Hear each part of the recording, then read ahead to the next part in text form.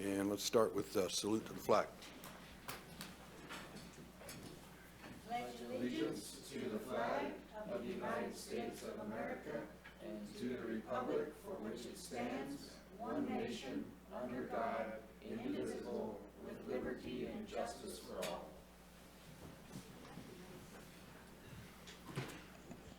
Roll call, please. Ivor Scavdall, Here. Commissioner Levy, Commissioner Mulder, Here. Commissioner O'Neill, Here.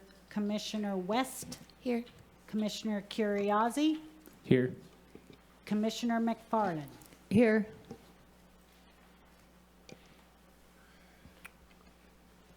Okay, Director Ford, do we have any agenda modifications this evening? We have no changes to the agenda. There is a supplemental that's been given to you, or two supplementals tonight, one for the workshop on the lighting ordinance. The other is related to item F1. Okay, thank you. At this time, we'll take public comment on non-agenda items, so on anything that's not on the agenda tonight but falls under the jurisdiction of the Planning Commission, the public's welcome to comment. And if you are on the phone to address the commission, please press *9 to raise your hand. And then when we call on you, you'll press *6 to unmute. So check first in the room. If anybody'd like to address the commission this evening. I see none. Online, see we have a couple of folks listening in, but no hands raised at this time. So I will close public comment on non-agenda items, and we'll move on to item E, the consent agenda. We have several items on the consent agenda this evening. Two of them are related to our action summaries. The balance of the items are going to be continued to make sure we provide adequate public notice. So what I'm going to do first is take up the two action summaries.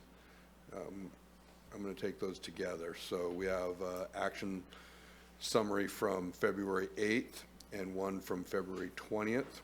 And commissioners, would anybody like to pull those for discussion? Seeing none, I'll check with the public in the room and online. I don't see any hands, so those will remain on consent. I'm going to read off the next several consent items. I'll just read the title. I'll ask the commissioners to hold, and I'll check with you after I've read them off, since they're all continuance items. I'm not going to pull on each one. Item 3 is MMF land conditional use permit. That's going to be continued to a date uncertain. Item 4 is Cooey parcel map subdivision, Humboldt Hills area, also continued to a date uncertain.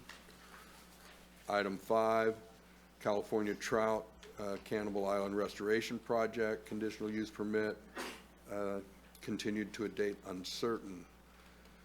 Item 6, Farming Humboldt Dreams special permit in the Corbell area will be continued to a date uncertain. And item 7, adopt a vehicle miles traveled policy for unincorporated Humboldt County will be continued to our April 17th meeting. Commissioners, would you like to pull any of those to discuss the continuances? Seeing none, check with the audience in the room. I see a hand raised online. Caller 7108. Please press *6 to unmute if you'd like to comment. Yes, I just had a question about item number 6. is it a permit for the address on Alder Point Road, or is it for somewhere in Prevail? It's a mistake. The item is addressed as in Corbell area, is that correct, staff? That is not correct. That is not It is correct. in the Alder Point area. It is in the Alder Point area. Yeah, Okay, so we will make sure that that's correct when this does come back. stand corrected, and we'll make sure that gets noted properly. Does that address your question? Yeah, is there any idea when it's gonna come back? Those are being noticed for the next hearing, which would be April 3rd. Okay, I don't know if you heard that. Yes, All- I did. okay. Thank you very much. April 3rd. Thank you. Thank you for catching that for us. Thanks.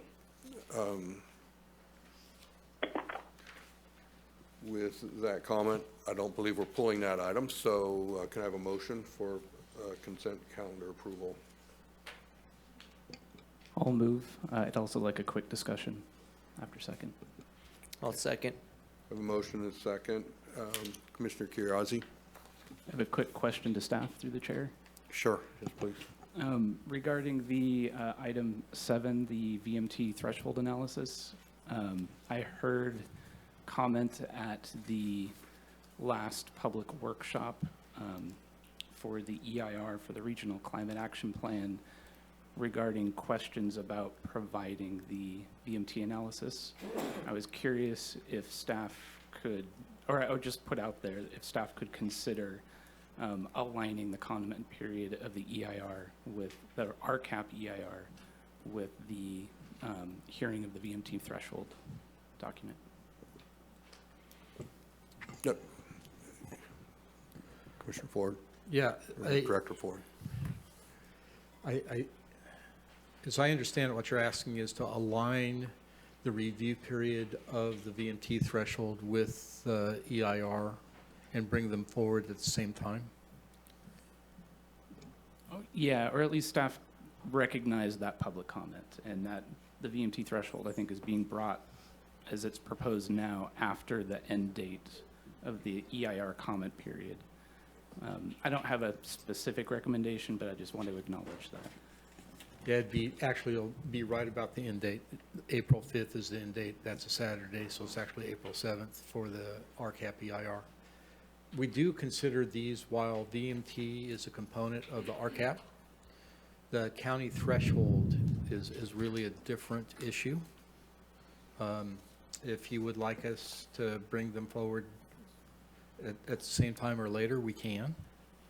What we're really trying to do is establish a good methodology for screening of VMT, and then develop a good methodology so people know what an analysis looks like for compliance with VMT, and then also if there's a potentially significant impact, to identify what the mitigation would be. So we're really trying to put together a complete document.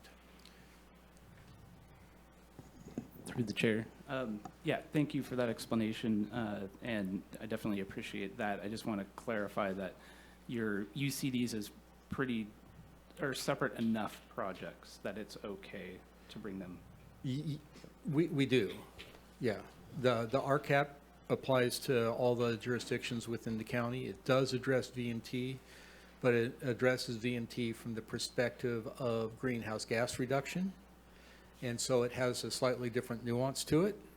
The VMT thresholds that we're trying to establish really implement a study that was originally done, without getting into too much detail here because I'm walking a fine line, is that for various reasons they had to be separated. And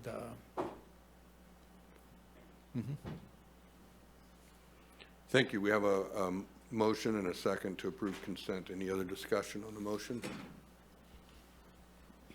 We'll just have a voice vote. All those in favor signify by aye. Aye. Any opposed? Motion passes. We'll move to old business. Item 1, Humboldt Sanctuary Farm. We'll have a brief staff presentation. Thank you, Chair Scavdall, members of the commission. Good evening. I'm Stephen Santos, Senior Planner, presenting the Humboldt Sanctuary Farms conditional use permit. The project is located in the Salmon Creek area and takes access off of Thomas Road. The project parcel is approximately 57 acres. It has a residential agriculture general plan designation and a U unclassified zoning. The conditional use permit is for 28,500 square feet of existing outdoor commercial cannabis cultivation with a separate 1,900 square foot ancillary nursery. On-site processing is proposed, and energy comes from solar and generators. The conditions of approval for the project do include the standard condition to transition to renewable energy by January 1st, 2026, reserving generators for emergency use only. Estimated annual water usage is 300,000 gallons per year, which comes out to about 10.5 gallons per square foot per year. The water source is rainwater catchment from a pond that is estimated to be about 600,000 gallons. There's also an additional 9,900 gallons in tanks as part of the irrigation system. This project also includes some on-site relocation, restoration, and consolidation. The relocation and consolidation has already been completed, and the vast majority of the restoration work has also been completed, with exception of removal of some minor legacy infrastructure, such as irrigation lines. This is a slide of the site plan. The nursery is there on the kind of the northwest, right by the farm entrance. And then there's two cultivation areas. There's the kind of the polygon that looks like a bird's beak down there at the bottom. That's cultivation area 2, and that's all full sun. And then off to the east, that's cultivation area 3. That is a combination of full sun and 6 greenhouses. We did receive 2 public comments. The public comment that we received regarding the permit involved noise, payment of taxes, power source, property line setbacks, archaeological review, and site suitability. The project is conditioned to conform to noise performance standards, and I just noticed a typo there, noise, not nose. I apologize for that. The project is current on taxes. With regard to power source, as I've already mentioned, there is the standard condition to transition to renewable energy. I further analyzed the setbacks and the property lines, and am convinced that the greenhouses in cultivation area 3 that was on the east side do meet the appropriate setbacks to the property lines. And regarding tribal cultural resources, the project was referred to tribes, and the conditions of approval do have the standard inadvertent discovery protocol that was requested by Bear River. The second public comment that was received yesterday was determined not to have relevance to the land use permit itself, and staff has no further comment other than that the findings can be made for approval. Therefore, staff is recommending approval, and that the Planning Commission considered the mitigated negative declaration adopted for the CMMLUO and the addendum that was prepared for this project, that the Commission make all the required findings for approval, and adopt the resolution approving the Humboldt Sanctuary Farms conditional use permit subject to the recommended conditions of approval. And that concludes my presentation. I'm available for questions. Thank you. Commissioners, do we have any questions of staff as related to the staff report? Just a quick clarifying question. I apologize, my iPad didn't charge to pull it up, but I wrote a note here, COA A9 for riparian buffer. There was something about the State Water Board still needs to do a site visit, and there may be cultivation area changes or something like that. I just wanted to clarify that that was possibly could happen this season, so wanted to make sure it was on record if that is correct. The county coordinated with the State Water Board and received some correspondence from them indicating that it was a low priority for them to conduct a site visit and take measurements, and that they were willing to accept the recommended 50-foot buffer that was part of the application's submittal. However, they reserved the right to perform that analysis at some time, and so that's why we left the condition in. So if that analysis ever occurs and it's determined a different buffer is needed, then that condition is in place. But upon approval, the applicant would not need to move any of the cultivation and would be able to cultivate in all of cultivation area number 2. Thank you for clarifying that. Okay, we'll take public comment on the project. Applicant, if you'd like to address the commission, you're welcome to do so. I think he has a representative here.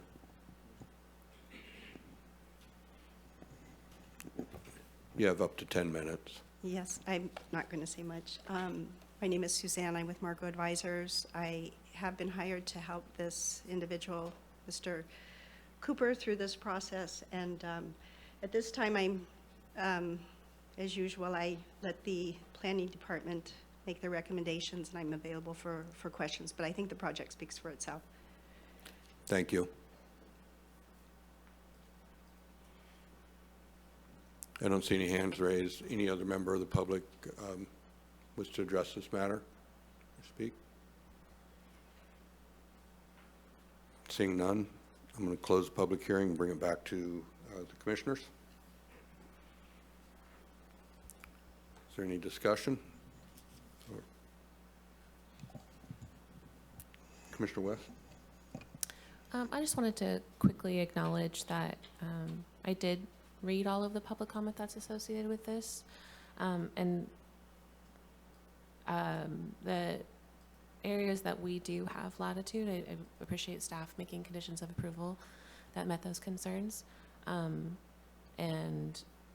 I just wanted to recognize that I hear the neighbors' concerns, but that is just not our jurisdiction otherwise. So I just wanted to recognize that their comment was heard. Thank you.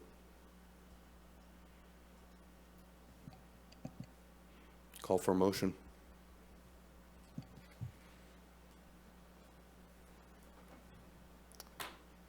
Being as we regulate land use and not people, I will make a motion to approve Resolution 25-012 and finds the Planning Commission has considered the mitigated negative declaration previously adopted for the commercial medical marijuana land use ordinance and the addendum that was prepared for the Humboldt Sanctuary LLC project, and finds that the proposed project complies with the general plan and zoning ordinance and approves the Humboldt Sanctuary LLC conditional use permit subject to the recommended conditions of approval. I'll second that. Have a motion and a second. Any discussion on the motion? Roll call vote, please. Commissioner Scavdall, Yes. Commissioner Mulder, Yes. Commissioner O'Neill, Yes. Commissioner West, Yes. Commissioner Curriasi, Yes. Commissioner McFarland. Yes. Motion carries. Thank you. Thank you.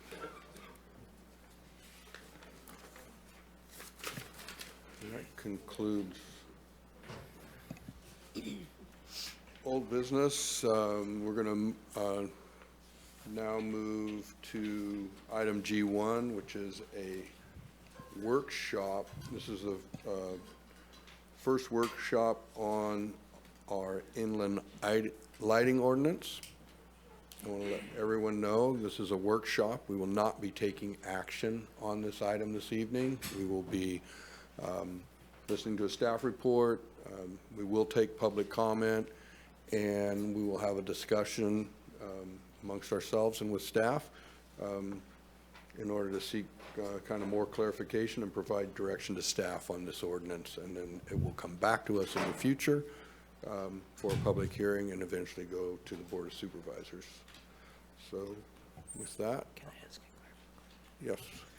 Just a Ken. clarifying question to staff. The public comment in regards to this, has that been uploaded to Legistar? So if anyone's following along, they can. Yes. Perfect, thank you. It's only a couple people. Yeah. Okay, staff, whenever you're ready, Director Ford and staff, you have the floor.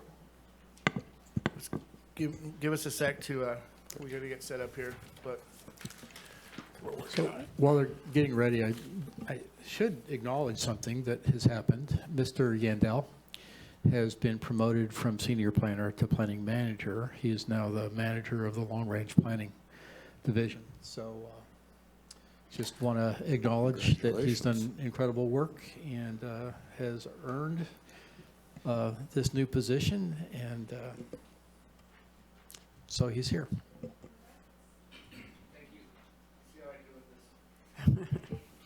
Can,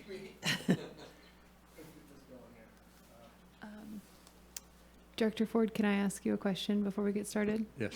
So the last time we had a workshop, some of us had Googled things and brought up what the decibels relate to. And afterwards, we had a legal counsel that told us we shouldn't be doing that. So I just wanted to clarify, for non-hearing items, is that still the case? Or is that only applicable to hearing items? It's primarily related to hearing items, but during one of the things that becomes a danger is that if you're basing your comments on something that you Googled and have come to that conclusion, that could have you thinking something different for different reasons than what the rest of the commission has access to.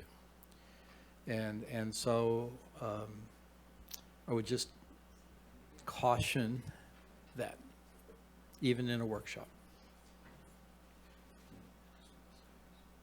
It maybe would be helpful if you have Googled things to identify the source, let everybody know what that is, and to share that so that everybody has access to that and can look at that.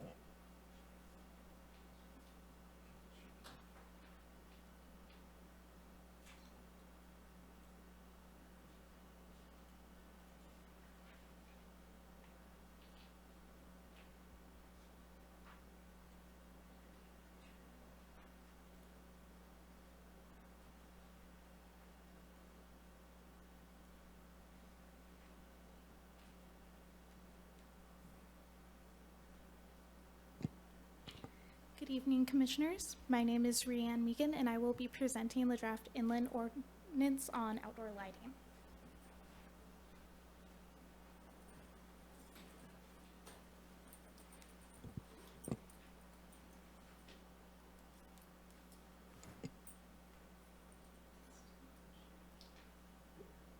You have to open it to that and put it into display mode before you hit share screen, so I'm not going to share that whatsoever.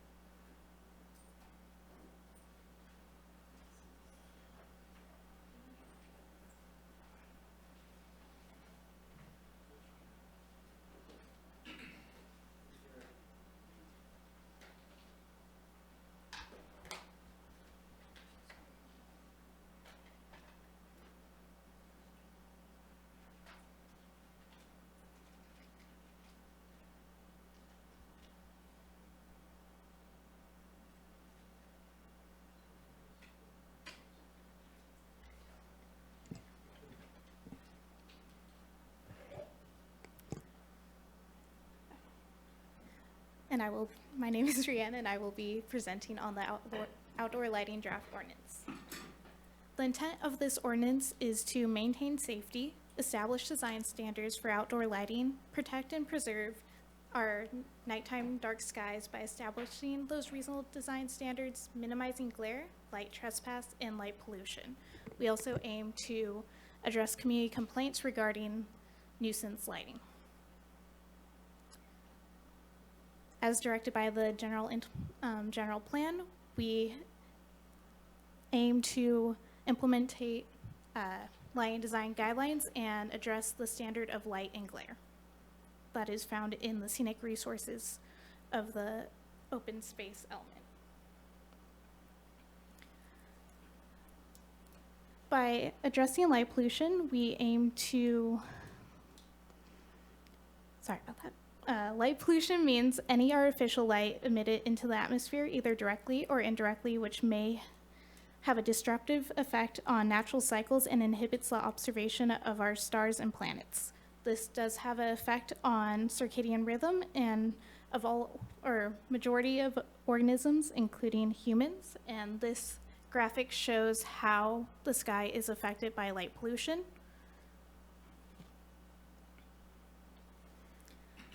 This is an example of how shielding can affect the light emitted from a fixture and also affect the nighttime sky. We are aiming to address light pollution by going fully shielded, which would be under this better of the graphic, or best would be fully shielded with a timer or a motion sensor, so it's only lit up when it is needed to. Warm lighting. The concept of warm lighting refers to color temperature. The temperature max is 3,000 kelvins or less to be considered warm, and this produces less blue light than other higher temperatures of lighting fixtures. This is considered a good balance for outdoor lighting as it produces a warm yellowish light that is less likely to contribute to light pollution due to less blue light. Foot candles were chosen as the measurement for this ordinance because you can buy a light meter that measures foot candles, and it focuses on how the light is distributed on a specific surface. With the ordinance, the lights being fully shielded and directed downwards, lumens wouldn't matter as much as how that light is being distributed potentially onto neighboring properties. These are just some examples of what could be acceptable and what cannot be acceptable under the proposed lighting ordinance. There are some graphics that show fully shielded, which is what we are aiming for under acceptable, and it shows how the different lights, that'd be an example of probably a warmer color. Not sure exactly what the Kelvin measurement would be for that example, ideally 3,000 kelvins or less, but it has that warm yellow glow rather than that bright white light, which is on the unacceptable side. Prohibited lighting. These are just some proposed lighting systems that could be prohibited. They are consistent with other ordinances found in California that we looked at while preparing this. Exempt lighting, temporary holiday decorations. We recognize that people may want to illuminate their flags, statues, areas or objects of interest, so we are proposing to allow a very narrow beam of light to be directed on that object of interest and have that contained. We are proposing to change low intensity string lights to be called a warm light string lights, so you still don't get that bright white glow around it because they will be exposed bulbs. And I do have a picture in a following slide of what I am discussing with in terms of those string lights. Other proposed exempt lighting is going to be lighting installed and maintained by the county, temporary construction lighting, athletic field lighting, and emergency lighting. Motion detector lighting fixtures will also be exempted. We recognize how many people have motion detector lighting and see it as a necessity for security and safety. And these fixtures are all exempted lighting is exempt provided there's no light trespass onto neighboring properties. If someone is still found to be creating light trespass onto a neighboring property and we receive a complaint, they may have to change that lighting.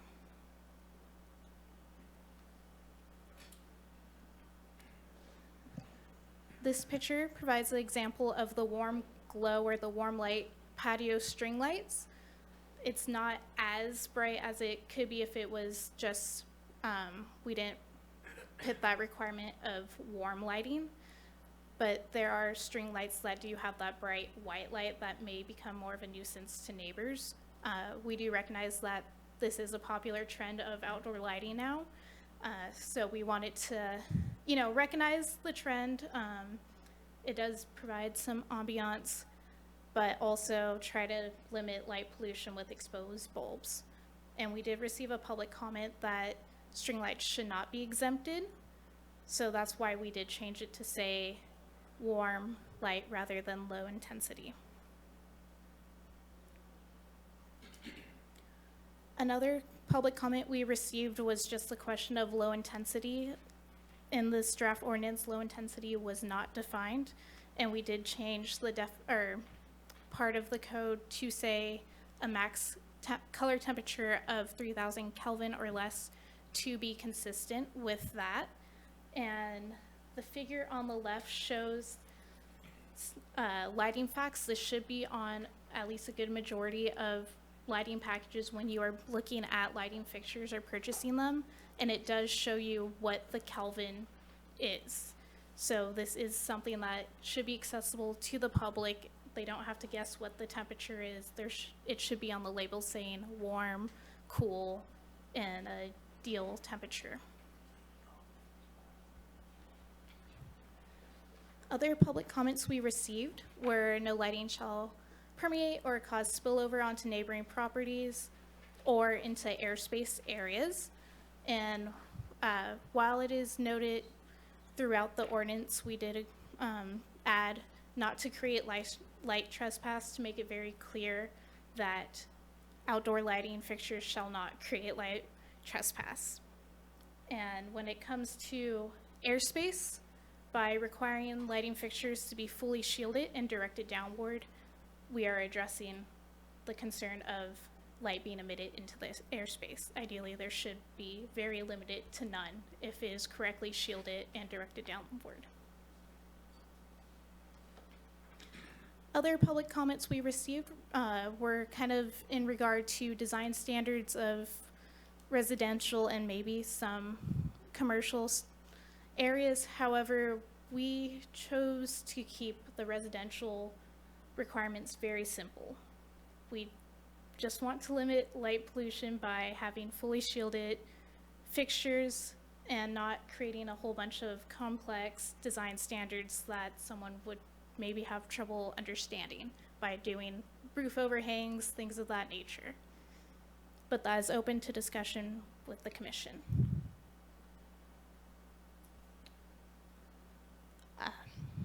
One other public comment was not allowing exterior light to permeate beyond a horizontal distance of 20 feet.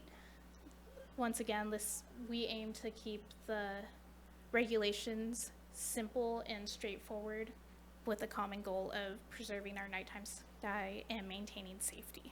But this is something that we could discuss in regards to design standards. The final comments were addressing existing lighting nuances, such as industrial yards causing light pollution and light trespass into residential areas, and then common of neighbors' lights shining into each other's houses. And that would conclude my presentation on the draft inland lighting ordinance.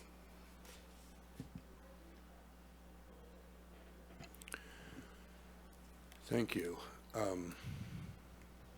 Do we want to take public comment now, or do we want the commissioners have questions of staff?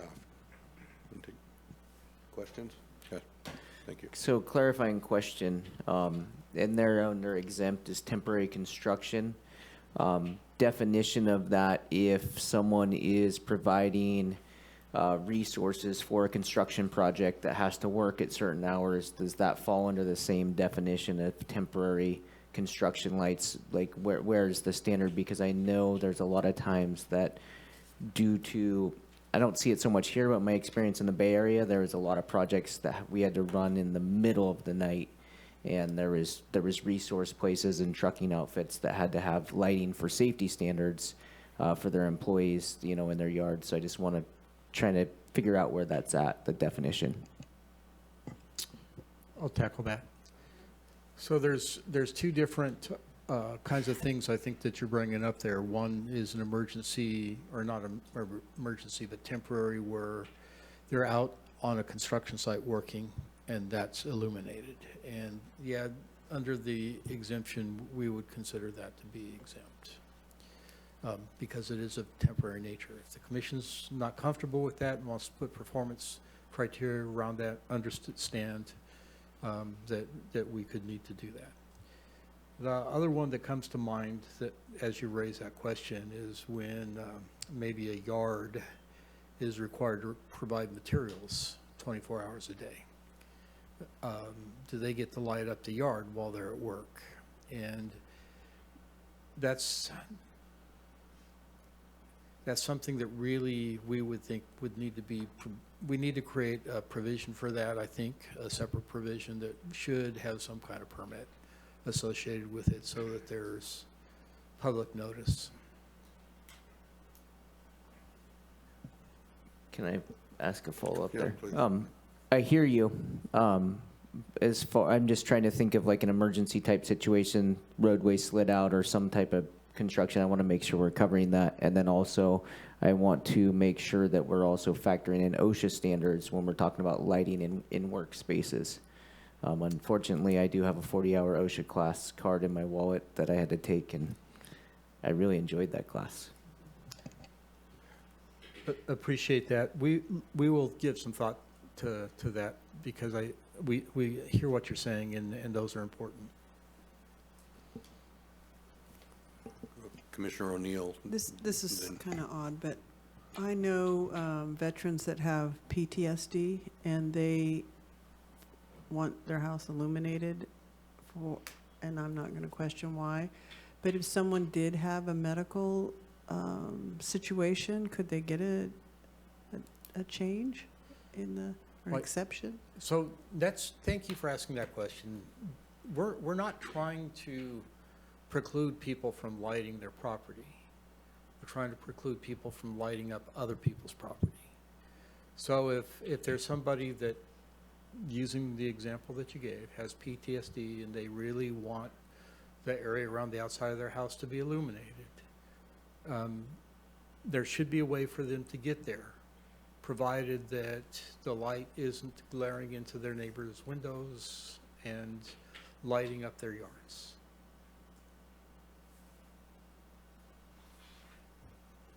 Please.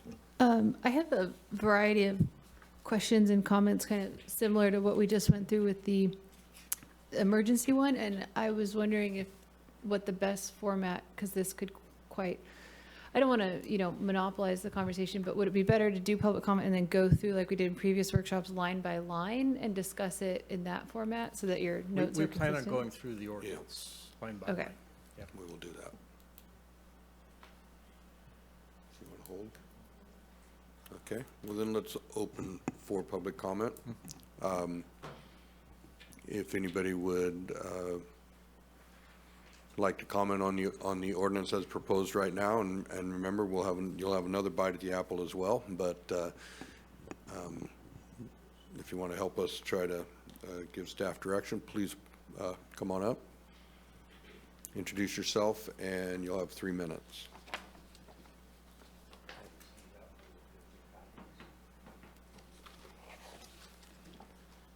Good evening. My name is Mark Wilson, and I'm here to represent the astronomers of Humboldt. If anybody knows the night skies and prefers the dark skies, it's our group. I am the vice president of our organization, and this is Russell Owsley. He's one of our board members. I live in McKinleyville, and he lives in Cotton. So I'd like to introduce our organization real briefly. We've been around since 1957, so we've had a long time to look at the night skies and how they've changed here in Humboldt County, some places for the better, some cases for the worst, and that's why we're all here tonight. But our organization, we're a 501c3 educational organization.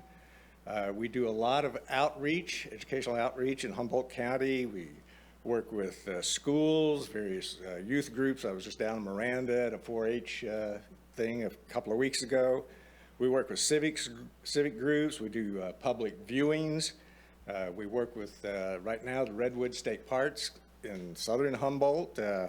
Been doing quite a bit of things down there. In the summer, we work with museums and nature interpretive centers around the county.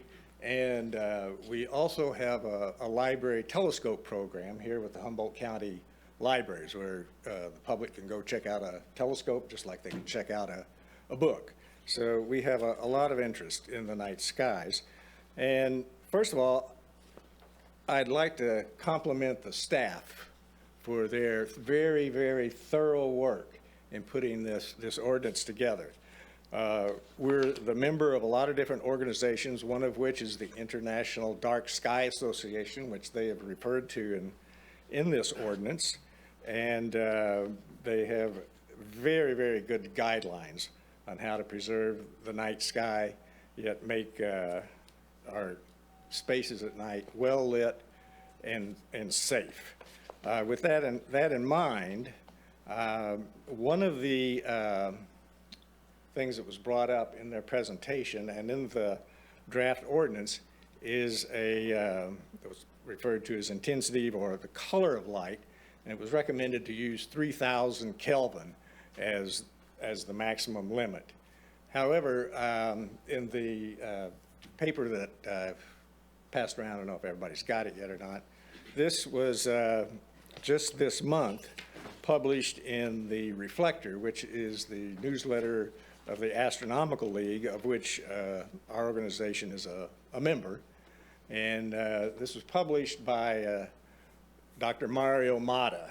And if you look at the paper, you can see that Dr. Mata is an accomplished amateur astronomer. You can look at his photos. Excuse me just a second.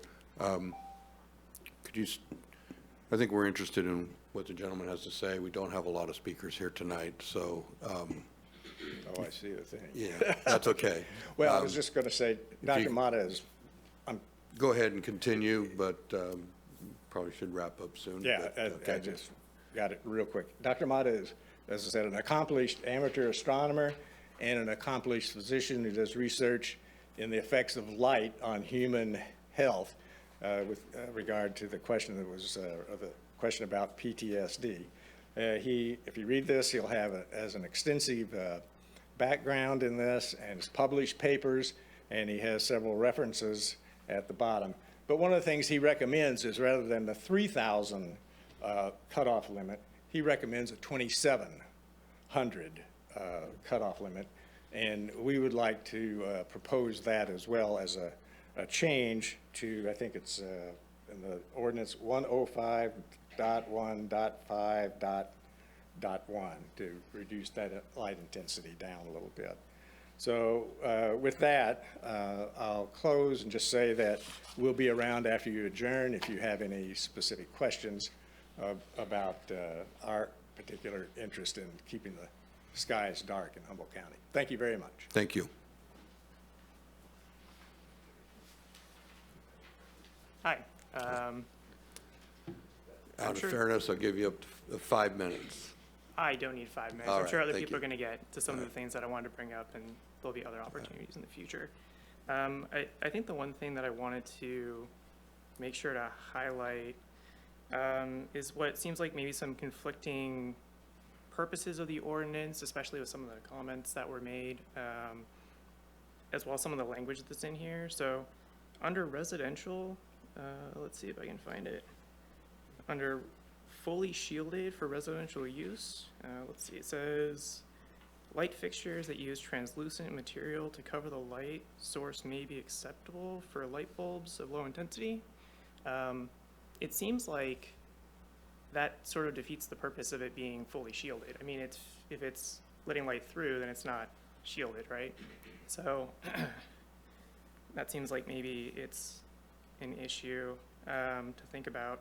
And then also, everything in here that talks about intensity, it seems like light intensity is more about the power output, about how bright the light is, as opposed to color temperature, which is just the color of the light. So you can have a 10,000 lumen red light, and that's going to be offensively bright. But you can have, you know, a little dinky 1 lumen blue light, and that's not going to be much of an issue. So that's something you should probably think about. And also, I guess the last thing I want to say is that a lot of the light pollution that we are going to have, I think, needs to be understood as a cumulative effect. So it's not just about what's on one person's property. It's about all of the different properties everywhere that are having light that is spilling out into the sky. So it needs to be understood as more like air pollution or water pollution that is all kind of shared and not just contained to a property. Thank you.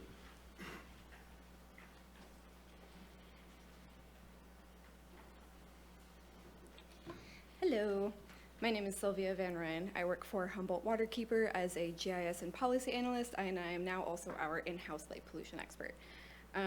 There is a few technical things going on in this ordinance that I think require a little more attention. For example, in section 10.1, sorry, this is so long, 105.1.6.1, maximum illumination subsection 1, maximum illumination is regulated in foot candles in this ordinance. However, lumens, candelas, or watts would be easier for permittees to comply with when planning new lighting installations because light bulbs are labeled with the expected luminous intensity rather than illumination. Illuminance, or you could call it illumination, is best used to measure light trespass onto areas not intended to be lit. These light definitions are super confusing, and I know because I've spent the last 2 weeks trying to wrap my head around them. So just as a really quick overview, luminous intensity is how bright a lamp is or how bright a luminaire is. And then illuminance is the amount of light that's actually falling on a surface. So imagine if you're a permittee and you have to use illuminance, now you have to go and get these light bulbs and measure how much light they actually put on the ground, which also depends on how far they are from the ground. So I think that luminous intensity would be easier to use. And my colleague isn't here with the papers. I was gonna hand you guys out when she comes out. I'll have her hand them out to you, but there's kind of a tricky way to convert between lumens and watts, and it depends on the type of light bulb. And I have a source for that if you guys are interested in hearing that later. And then also Dark Sky International, as someone mentioned earlier, is like the top nonprofit doing light pollution work. And they actually have a municipal code template that's very well put together. And they went through several rounds of revisions with lawyers and lighting engineers to develop all of the regulations in there. So I highly recommend that planners work with that template to pull the relevant lumen amounts and et cetera, because they have a lot of the same concerns that other commenters have had and cover that in those templates. And that's all I got for you. Thank you. Thank you. Who would have thought we were going to become lighting experts? I'm looking to see if anybody online would like to speak, and if so, please press *9 to raise your hand. If not, I will close public comment and bring it back to the commission. And I know some of you have lots of questions, so I think, Laura, you've been waiting patiently. Could I offer? Yes. Could we put the Oh, you want to go? ordinance? Yeah, let's do that. Thank you. We're going to share that on the Okay. screen.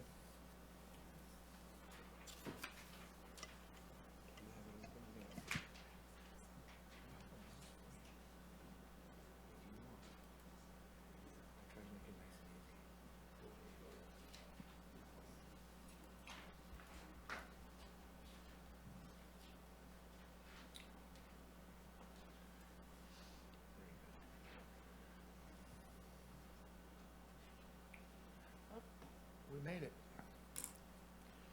Go ahead and endorse the.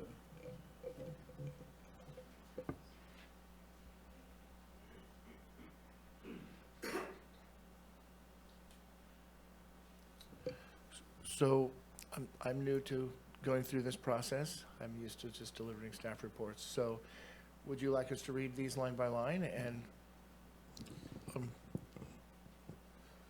So basically, what we can do is just go through and we'll give you an overview of what they try to say without just reading it line by line. Could you go ahead and just make that a little bit bigger by moving the bar down at the bottom?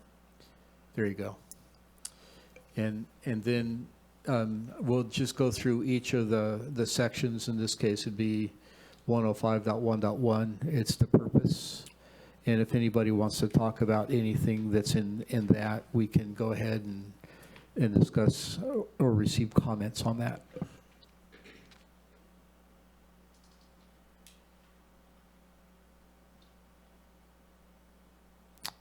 Not seeing any?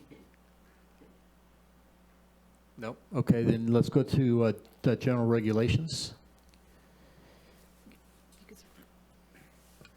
My only question for this section that's come up so far is you refer to wildlife habitat, and I'm just curious how we're defining wildlife habitat. That's a pretty, it's very much open to interpretation depending on who you are. Thank you. We will work on a definition for that. Mine is a similar definition comment, so the 105.1.2.1.1, when it talks about illumination for safety needs, I just feel like that's a potentially very open-ended term, and so I don't know how we qualify that, but that would be helpful. And then the same for two more lines down. Could I just respond to that a little bit? So you're right, in some cases, the individual statements on their own aren't adequate. But one of the things we felt necessary to work in here is that we're not trying to preclude people from having sufficient lighting to be safe. There's other statements in here that refer to the maximum amount of lighting necessary to achieve that purpose. So really, those are kind of intended to work together, not just one statement captures everything, but, you know, there's a maximum in there that occur, unfortunately, in different sections. I don't know if that helps, if you think that still needs more work, we'll accept that and work on that, but I just wanted to point out that not one single section in here is really intended to carry the whole freight of the regulations. Yeah, that's helpful. I think it was more, not necessarily like in this line that it needs to be defined, but a general thought to carry throughout is kind of where that line is drawn when you read the other sections as well. And that's why if it's a path, it's going to be one thing. Yeah. If it's a parking lot, it's going to be something else. And that's, we accept the comment, we'll work on it. And that dovetails perfectly into my next comment about 2 lines down. It talks about meeting the needs of the area to be illuminated. And I just wasn't sure if, you know, there's like, how is that established? Is it just based on what the applicant says? Is there some sort of criteria to review what is actually needed versus what is proposed? Just not necessarily looking for an answer right now on it now, but something to consider.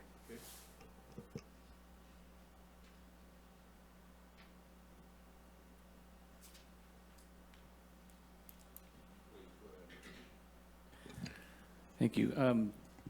Somewhat similar comment on 1.2.2.2.1. So this is the directed downward and not toward, and it says other structures. And I found that I'm assuming the intent was other off-property structures. So something along those lines.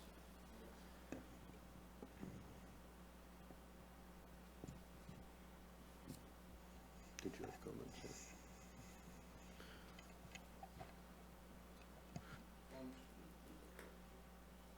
Excuse me, go ahead.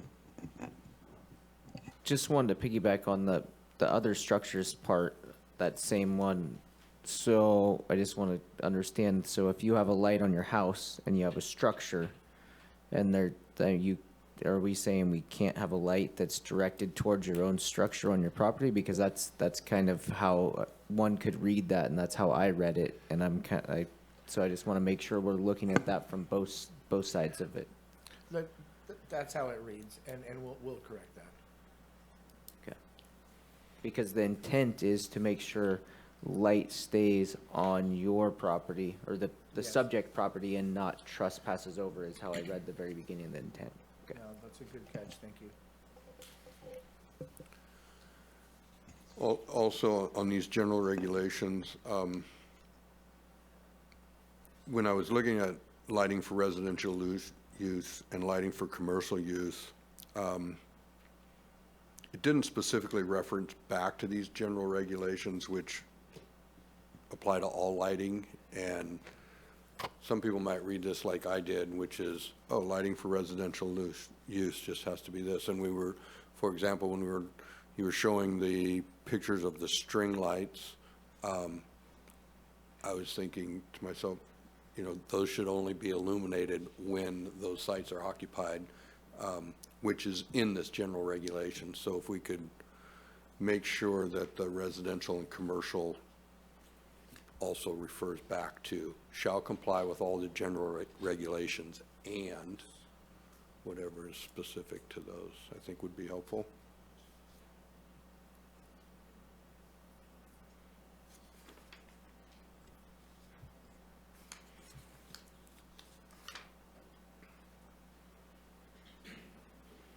So some of this we went through in the presentation earlier in terms of prohibited lighting. And I just, not being a lighting person, just had a Y next to mercury vapor and low-pressure sodium fixtures, or is there something about those? Because I suspect historically there are a lot of those lights around the county, and are they, what's the issue particularly? So just for education. Yes, so for mercury vapor lights, they are noted for having high energy consumption and also the potential of mercury contamination. Also, they emit UVC-C, which can cause eye and skin issues. And City of Eureka, in their lighting ordinance, they also prohibit mercury vapor lights. And then with low-pressure sodium lamps, it emits a monochromatic yellow light, which inhibits color vision of the night. And both of these are more intended towards street lighting, and this ordinance isn't regulating street lighting, county maintained street lights. Right. This would be more for personal use or commercial, industrial. So these forms of lights aren't really on the market anymore anyways. Some areas, they may even be banned for sale. It's possible California may have a ban. I did not look into that, but it was consistent with other prohibited lighting through different jurisdictions. So would we be reaching back and asking people to retrofit? No, the only time that may come up, and we'll get to this in a little bit, is when it's shining into somebody's house so bright that they can do finger puppets against their wall. As an example, that's not the only time. Yeah. Excuse me? Yes, please do. So, don't want this to be taken the wrong way, but I just want to make sure that I heard this correctly. We are regulating property owners a certain standard, but county-maintained facilities aren't held to that standard. Did I hear that correctly? We are proposing to exempt county facilities in this, yes. Okay. To be clear, not new county facilities. I would think that if there was a new county building, that they would comply with this, or? I think if you were to look up under the exemptions, Yeah. the county facilities are exempted, just like Caltrans facilities would be exempted. I know we're not on the exempt lighting section, but being as that came up, maybe we could discuss that now. If we could stay on prohibited lighting till we're done with that section, I would appreciate that. I take it you have a question on prohibited lighting I do. or comment. On the, where a special event is mentioned, I'm a similar sort of definition question on how that is defined. I'm just curious if a special event could potentially be interpreted as a year-long special event that happens every year.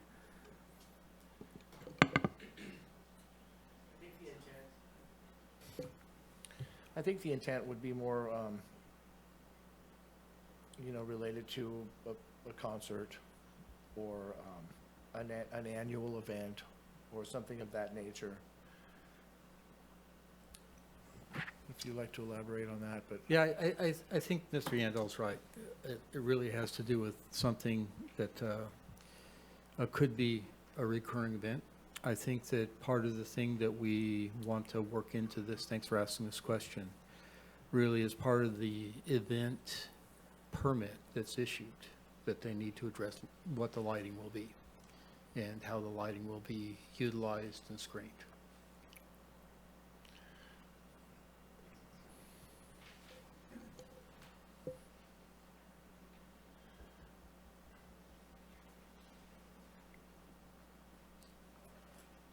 Is that it? I think, go ahead. But if you're in the business of doing special events like weddings or whatever, would that be different? Because it's a reoccurring, but they are special events. Right. So there are companies that go around and do weddings.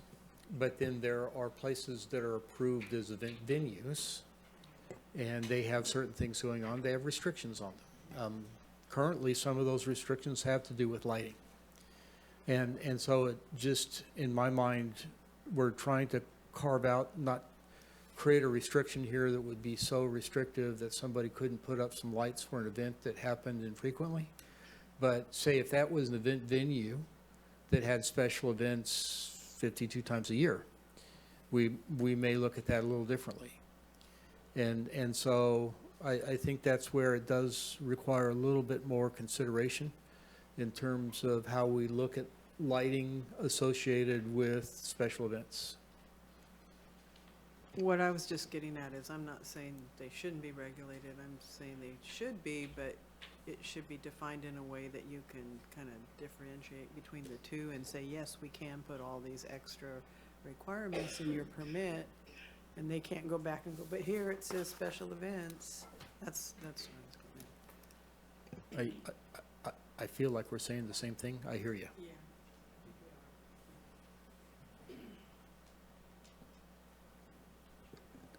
Yes. Yeah, I think following up, I agree. I think we're all saying the same thing. Maybe staff could consider adding a qualifier like infrequent special event or something along those lines. But I don't feel like I'm not pushing hard for that either. I'm just struggling a little bit. I'm reading it as we're speaking here, and may allow for any lighting systems that are prohibited. Sounds kind of broad. I think special events are just going to use the aerial lasers or search style lights or something, but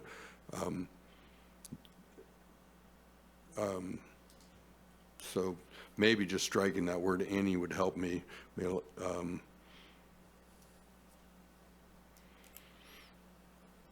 seems kind of broad. We'll work on that.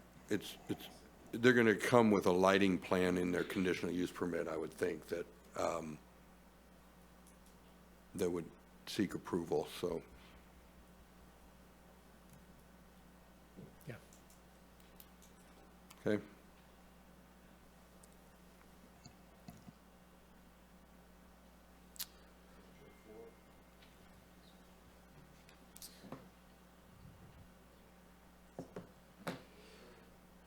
So now we're moving down into exempt lighting. So I just figured we'll go through them in order. So my first, and I'll stop after each one. First one with holiday decorations, I think that we need a definition of a holiday, because depending on I mean, you think the obvious, Christmas and Thanksgiving, but depending on what you subscribe to spiritually, you could very well take that to mean anything. And I also feel like a lot of holiday decorations would trigger the ordinance. If you put up a flashing strobe light or something, and then you're now using this holiday exemption. And I also feel like with the holiday exemption, there should be a carve out for a nuisance issue. So I think a little bit of work on the definition there would be helpful. Can you help us think through how that would be defined? Oh, Because we totally hear what you're saying, but, you know, I hate to say it, but maybe it's part of the prejudice of my background in terms of, you know, the season between Thanksgiving and New Year, where you see a lot of decorations up, extending now even into late October. But, you know, and we all read that differently based upon our experience. So are we limiting it to certain holidays? Are we? I'm not sure that I have a complete answer, because I am a Christmas light fanatic myself, so I totally understand. I guess my thought process was, if you can use a holiday exemption to exempt something like search lasers, or, you know, some kind of novel display in your yard, and you are celebrating a solstice, or, I mean, I feel like, but I also don't want to be prejudiced to only allow that during a Christmas season. So my point is that if there's a way to carve the exemption to Be a limited type of lighting that doesn't include spotlights. right, so it generally conforms with the ordinance, and we're not seeing some concert level lighting for someone's holiday event. If I that- think that's covered in the first sentence, though. the following- Provided there's no light trespass onto neighboring properties. So it's going to be complaint driven. But if somebody does something that's so offensive that it's glaring into your bedroom or But straight up lighting. isn't like that, your airspace isn't necessarily neighbor's property. Like, you might see some illumination, but you're not going to see the source of the light necessarily if you're illuminating the sky. Okay. I think that's I think. somewhat of a rare event, or, I mean. Well, we see it with billboards all the time, with lighted billboards, that you see the halo glow from miles away. Okay, I have something to say on that one. yes. I think it's fine, because I think if we get too, drill down too much, it might be a problem. And just leaving it that, and you say maybe reasonable, or, and then leave it up on a case-by-case basis, because, I don't know, someone might go, wait a minute, I'm gonna challenge this and do this or that, and you can't stop me. So I just feel like it's okay the way it is, because it doesn't drill down too much, and it leaves a little bit of discretion. But I don't know how you would put that into wording, but I think it's fine. Because everybody has different holidays, and someone's gonna challenge you if you limit it to Christmas or Thanksgiving, or more like, I think Halloween is a time when some people light up things. But if you keep it in your own property and leave it simple, and then you can deal with it if someone complains. But if you try to narrow it down too much, then they will complain. They will challenge you. Commissioner West? I shared similar concerns when the first pass as Commissioner McFarland. And for me, I found a lot of reassurance in the definition of light trespass, just because it is so specific about viewing of the night sky and glare, and really that sentence, when it refers to light it can't light trespass onto a neighboring property, it's pretty specific about, the definition is pretty specific about preventing glare all the way around. So that's where for me, I don't mind how it's written. Commissioner Muldaur? I would agree with Commissioner West there on the definitions. And then also the other thing, just the temporary holiday decorations. I'd be really cautious to try to define different holidays because there's so many different beliefs and religions out there and different people's philosophies. So if we tried to dive too deep in there, I feel that we could be possibly discriminating or leaving someone out, and then I don't want to open up the county for libel or anything like that, is my fear. Yeah, I don't think my intention was ever to prescribe what holidays it's appropriate to decorate for. I do appreciate the comment from West on the light trespass. Maybe my concern is just a potential loophole for a nuisance to be created. So maybe it's a thought exercise that county staff undertake, and maybe it doesn't need to be changed, but maybe with further discussion, just some sort of expansion on avoiding of creating a nuisance situation beyond trespass might be helpful, but definitely something to workshop, and I'm not suggesting hard language now.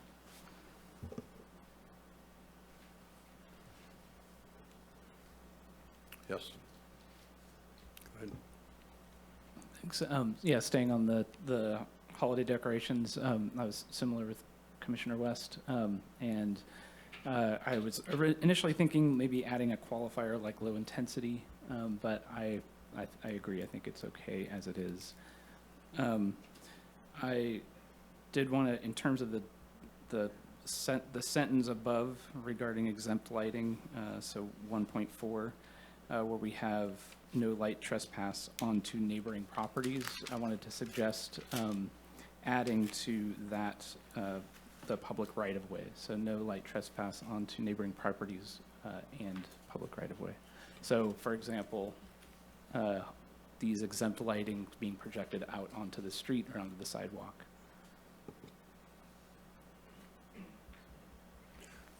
Yes.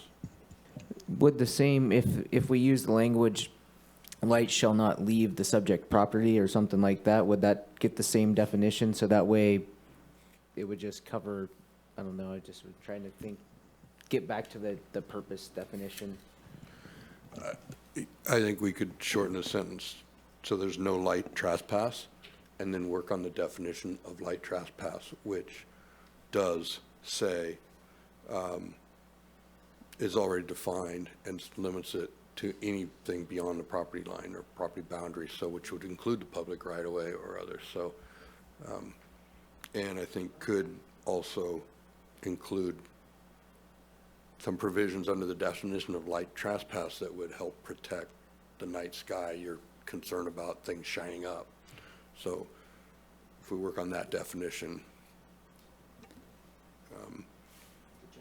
Yeah, I think as long as the definition focuses not just on like beam lighting, but also that broader illumination that we Right. see with billboards, then that would work for me.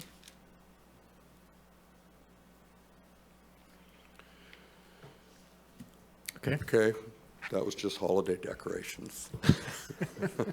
So my next comment isn't until about the county and public facility exemption, so I'll pause in case anyone has one before that.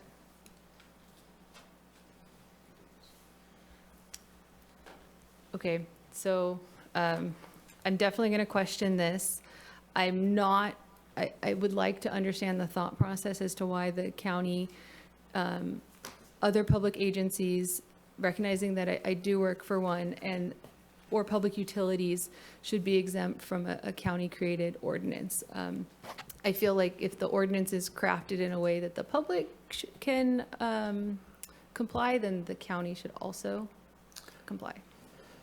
We offered this as something for you to talk about, and if it's the will of the commission to remove that, we're fine with that. I will just say I do not look forward to issuing a notice of violation to my bosses. My hope We'll would issue it. that you would never get to the NOV stage because you could work collaboratively before reaching that stage. So my suggestion here would be to not allow a carve-out. I think that public agencies, whether they're emergency response teams, et cetera, can follow the ordinance under the emergency provisions, and so that would be my suggestion. Is that a consensus? A compromise could be that all new construction, moving forward. It's really hard to hear you. Isn't that covered by non-conforming lighting in 105.1.8? All the county facilities are already built. Yeah, I've kind of closed public comment, but thank you. But right now, we're working up here, so thank you.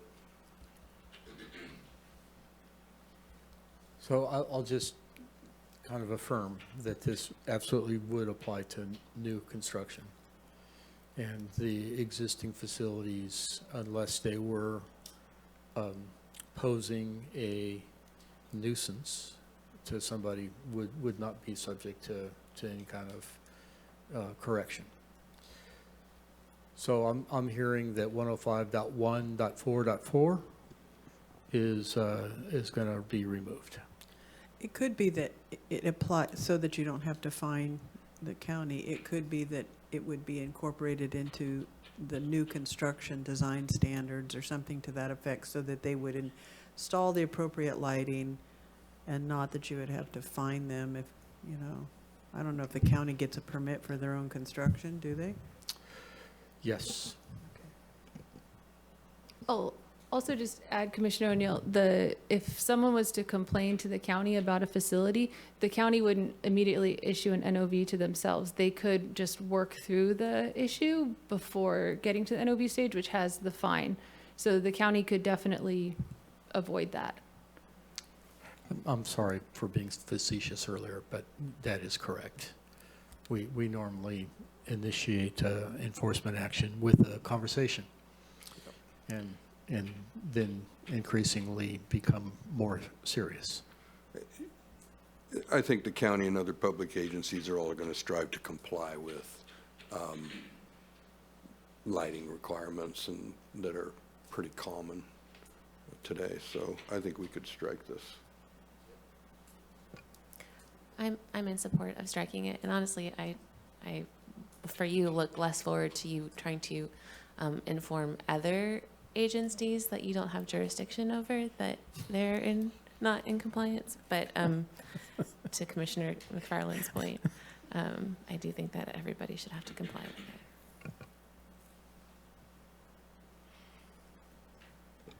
it. Just throwing my hat in there in agreement. I do want to point or encourage public agencies to lead by example. I think that this ordinance is worth leading by example on. And secondly, to staff, just confirming that safety, OSHA, other sort of regulations there, of course, provide a way for public agencies to provide the lighting they need to meet those regulations. So my next comment on the temporary construction lighting, I just want a clarification from staff. Is this temporary construction as permitted, or is this somebody decides they're going to do some sort of construction on their house and, you know, that doesn't require a permit, and now they've got it lit up?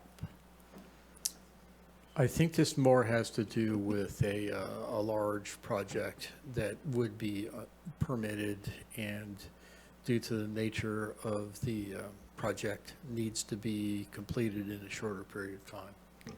So maybe just some language to clarify that, because the hypothetical concern is that a neighbor decides to take on a massive landscaping project that isn't enough to require a permit, and now they've lit up their yard to some excessive amount. But if you just added, you know, temporary construction lighting as consistent with permit or something like that. Got it. Thank you. Go for it. I apologize to be argumentative here, but as someone that, when early 20s, bought a place, worked 60 hours a week, And then I'd get home from work and I would work till 10 o'clock at night doing a landscaping project, increasing property values in the community I had the house in. So I would really, really not want to discourage that kind of behavior if someone is trying to do that. But also I'm mindful that there are neighborhoods and there's things when someone decides at 2 o'clock in the morning to replace the siding or windows on their property, and it may turn into like a 2-month project to replace a window. So that balance in there. I just want to be mindful of both sides. I have something back to sort of the county, but maybe not. What about security? Like if there's a high need for security, maybe around police stations or even nighttime bus stops. I know from reviewing cameras after there's been, incidences, you don't get to see much if you don't have illumination. I mean, the video's worthless. So if there are areas of high public safety concern, and I'm not going to define yet what they are, I think the county could they have additional lighting that would make security cameras pick up more of the incident if someone was standing by a bus stop or out in front of a police station or some other area where there's a high public concern? Absolutely, with the caveat that they're not illuminating the night sky. Okay. And there's not light trespass going on to surrounding properties. Okay. I mean, that's where we really wanted to be clear. We absolutely are not trying to curtail lighting that would imperil public safety. I just don't get that feeling, though. Reading this as we're going along, I don't get that feeling that we're sending that message, but it may be just me. I'm sorry we didn't get that across, but that was one of the things on Rhiann's second slide. Okay. She put in large print, safety. Okay. Because we wanted to reinforce that basic message that we do not want to imperil safety. We just don't want to have light going where it shouldn't be.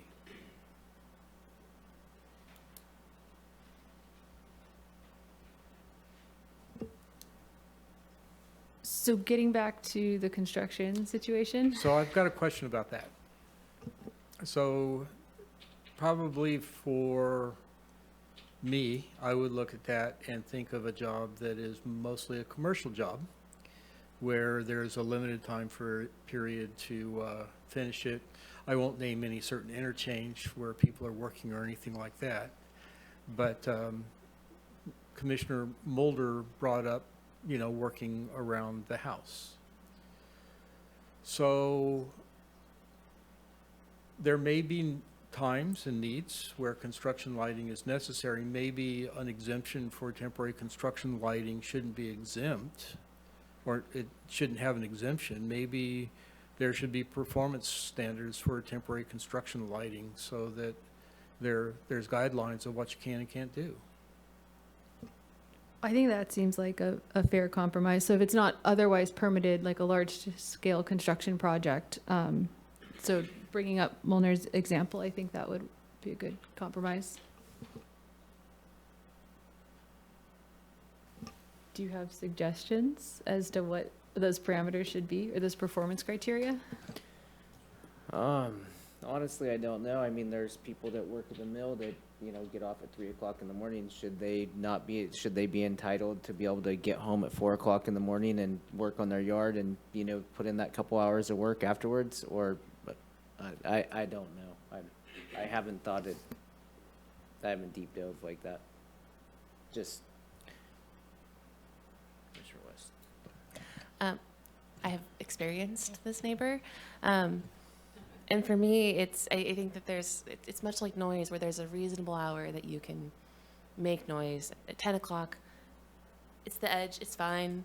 2 o'clock in the morning, at that point, you're disturbing almost everybody, and that doesn't feel, as much as I would love to support you, like bettering your property, at some point, it's too disruptive to the neighborhood to be appropriate.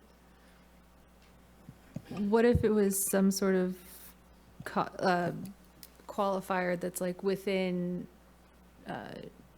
reasonable or non-nuance hours, or something like that. Because I don't think, because we're not saying that they shouldn't be allowed to work on their property. Like, they could absolutely light it up to do what they need to do, but if they're making excessive noise or lighting it up to a point that's unreasonable, that's all we're trying to get at.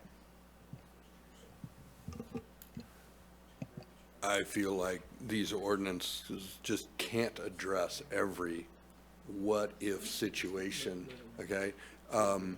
If somebody's working late at night and their light is, it doesn't matter if it's temporary construction light or not. If it escapes the property, it's in violation of the ordinance.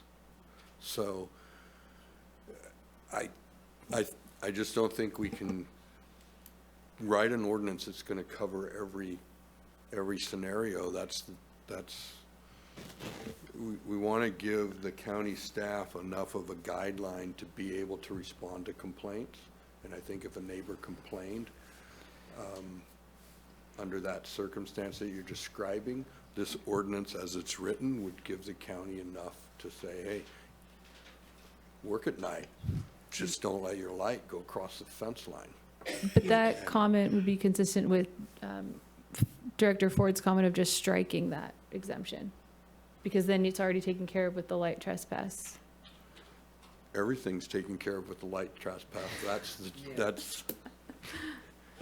That's the big hammer. This in the could be a ordinance. 3-sentence ordinance. Yeah. He's already told me like 3 times, if it stays on your property, you're okay, so. So I think Sometimes that less is, more. that's a good point, how you bring it back to definitions. Yeah. When we're trying to split hairs, and then if you go back to the definitions, I think that's a really good point. It does take care of that construction, residential, all that. Yeah. I think there's a lot that's appealing about that. I think we do have, or staff is proposing language that allows unshielded, such as string lights. So probably is worth addressing items such as those if they were to go to something as simple as what's being proposed. But in general, I'm intrigued by that proposal. Yes.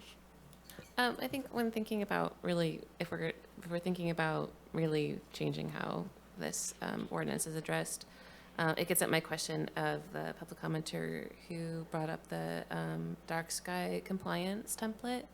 And I was curious whether or not staff had a chance to look at that and how they thought that that might work with what has been proposed. Yes, we did review that draft ordinance provided by Dark Sky International. It was very technical, provided lots of lumens, watts, things of that nature, and we decided to suggest something that would be more standard and straightforward for the general public to understand. It was even heavy for me to read, and I'm the one researching this. So that's why we ultimately did not initially go with the Dark Sky International template. It was just very heavy on, if you had a background on lighting, you'd be able to comprehend it, but the general public would probably have to do some of their own research to understand general provisions that we would be suggesting. What about all these exemptions? Were they in there? I'm not sure off of the Dark Sky International template, but our exemptions are consistent with many other jurisdictions in their lighting ordinances. Local jurisdictions or statewide, or what? Combination.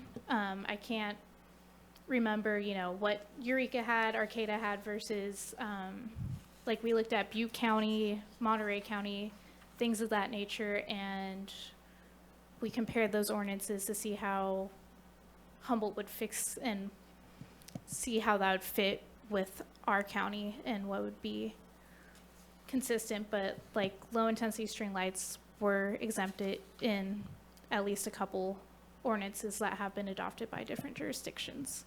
There's nothing that we just decided to exempt that wasn't from other jurisdictions.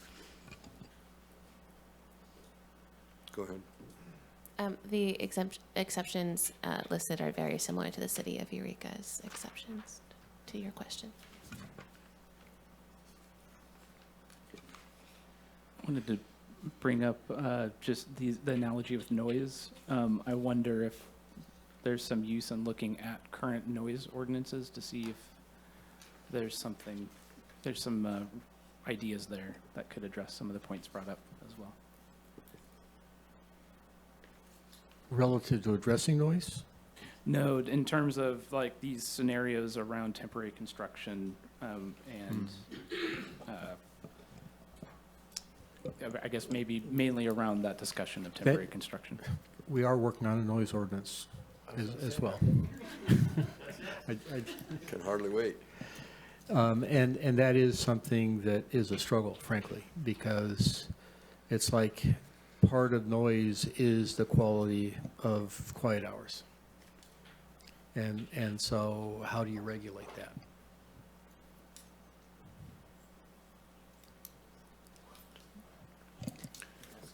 Yeah.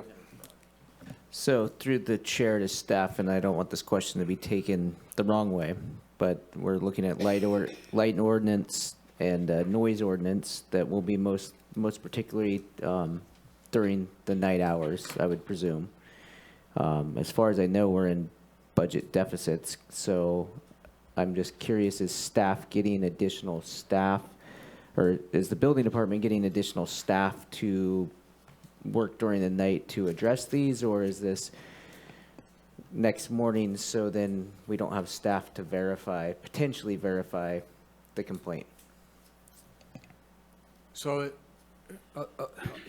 presumably a lot of this will be addressed as part of new construction. So if we can get the design and the fixtures correct, then that's done.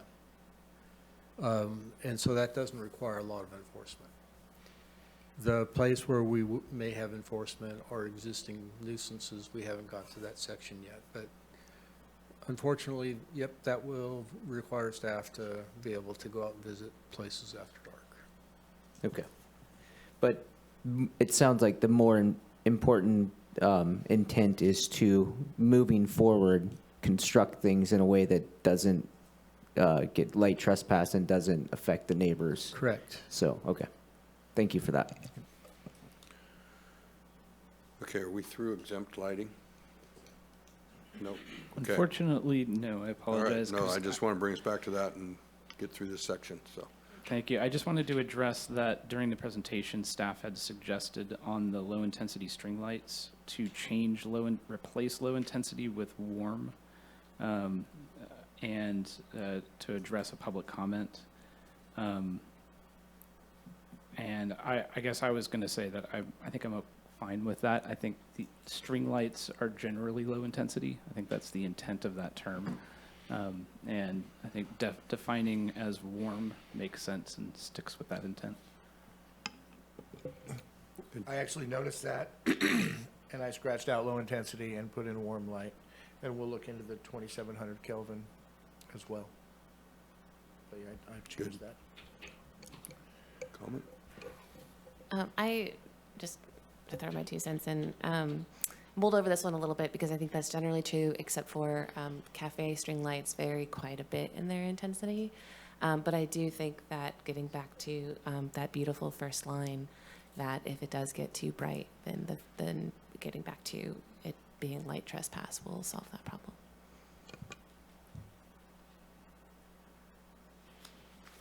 Okay, I have one last one, sorry.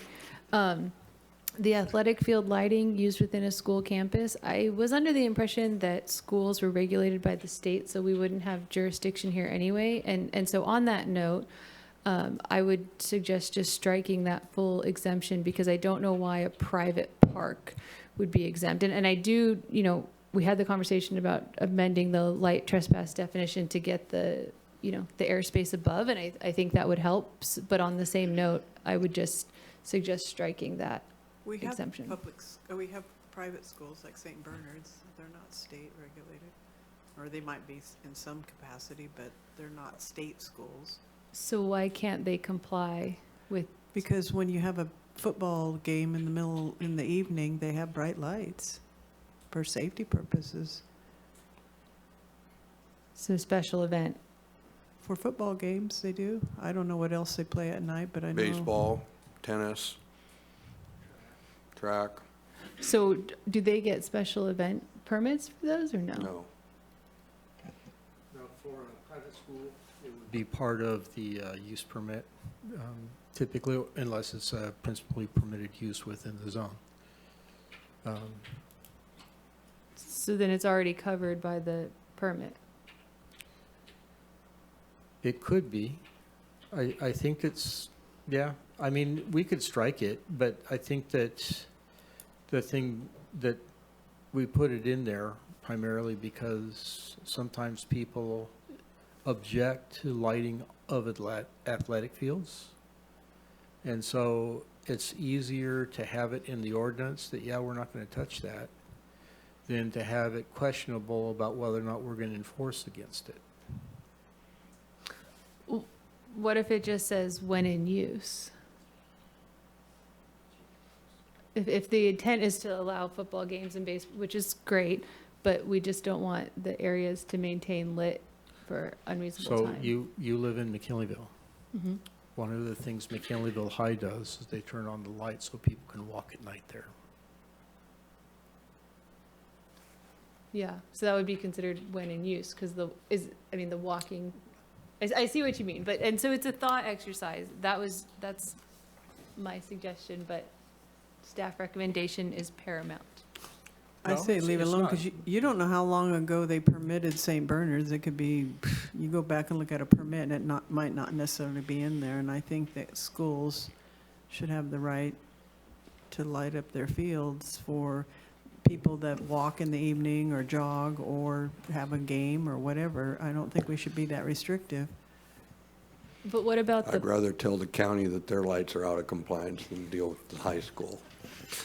But what about the part about the private park? That could be in relation to a softball league, a men's or women's softball league or something like that, where they do need to have the lights on to do league play. That's where that kind of comes from. Okay. I mean, there's like Redwood Fields. Most of that lighting is trying not to trespass over. I mean, I've designed some of those ball field lighting systems, and they're external facing in generally. It's hard to control the glow, but they do make an effort to try to control it from escaping off the property, like onto neighbor properties, but you're not going to control the glow. I don't think they're going to leave it on any more than they have to if they have to No, pay a it's PG&E expensive. bill. So I just don't think we need to go there. Just leave it as is. I agree with Commissioner O'Neill.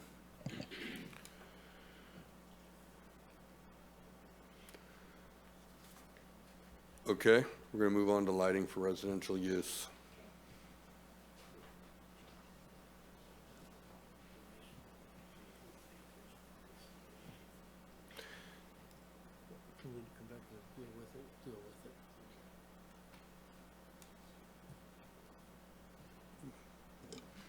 Commissioner West?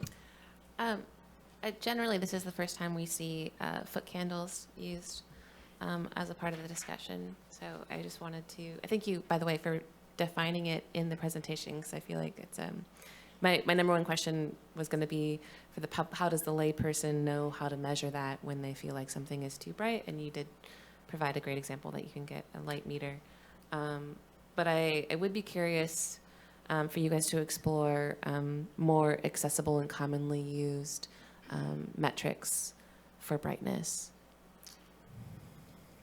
And is this also, I think we heard from a public commenter about luminous intensity of lights, and just trying to understand where I that think related to this. One of the things we did, and maybe Rand, help me if I didn't remember this correctly, but we only used a foot candle measurement relative to commercial uses. That's correct. Because it is common for commercial designers to develop a lighting plan and identify the foot candles like within the parking lot. That's pretty standard. It is under residential use also. 105.1.6.1 maximum illumination. That's commercial. Oh, I missed that. I'm sorry. Thank you.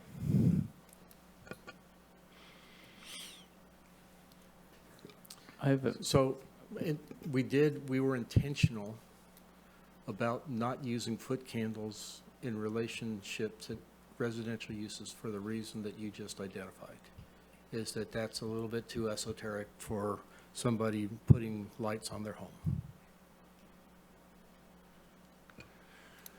Am I reading it correctly then that we also don't talk about a maximum illumination for residential use? Yes. That really is the light trespass. Mm-hmm. And again, I think that the change there that was made based upon a comment that was made earlier is, you know, the translucent material with the color temperature of 2700 Kelvin. It says 3000 right now, but it's up on the screen, sorry. Thank you for clarifying that. Commissioner Kirazi? Yeah, I appreciate the discussion around not being too technical. I do agree that's very important. To the comment we heard around the appropriate, what is appropriately measured, at least my understanding and research that I did, that I think foot candles is an appropriate measure because it's measuring the amount of light that is perceived, essentially, that's falling on a surface area. And I think that's ultimately, from a neighbor's perspective, that's really what they're going to care about. So I think foot candles really does capture what a neighbor is going to care about. Whereas if you get into wattage ratings on bulbs, then it gets a lot more complicated to get back to that thing that a neighbor is going to care about. But I did have some concern around excluding a maximum illumination for residential because I was curious how staff would address complaints. And I was wondering if, I was thinking that something that would be objectives such as what's under the commercial use would be useful. And there are tools very readily available to measure foot candles. And in fact, I believe you can even download an app on a phone to measure foot candles. So I think it might be useful to consider maximum illumination to address complaints.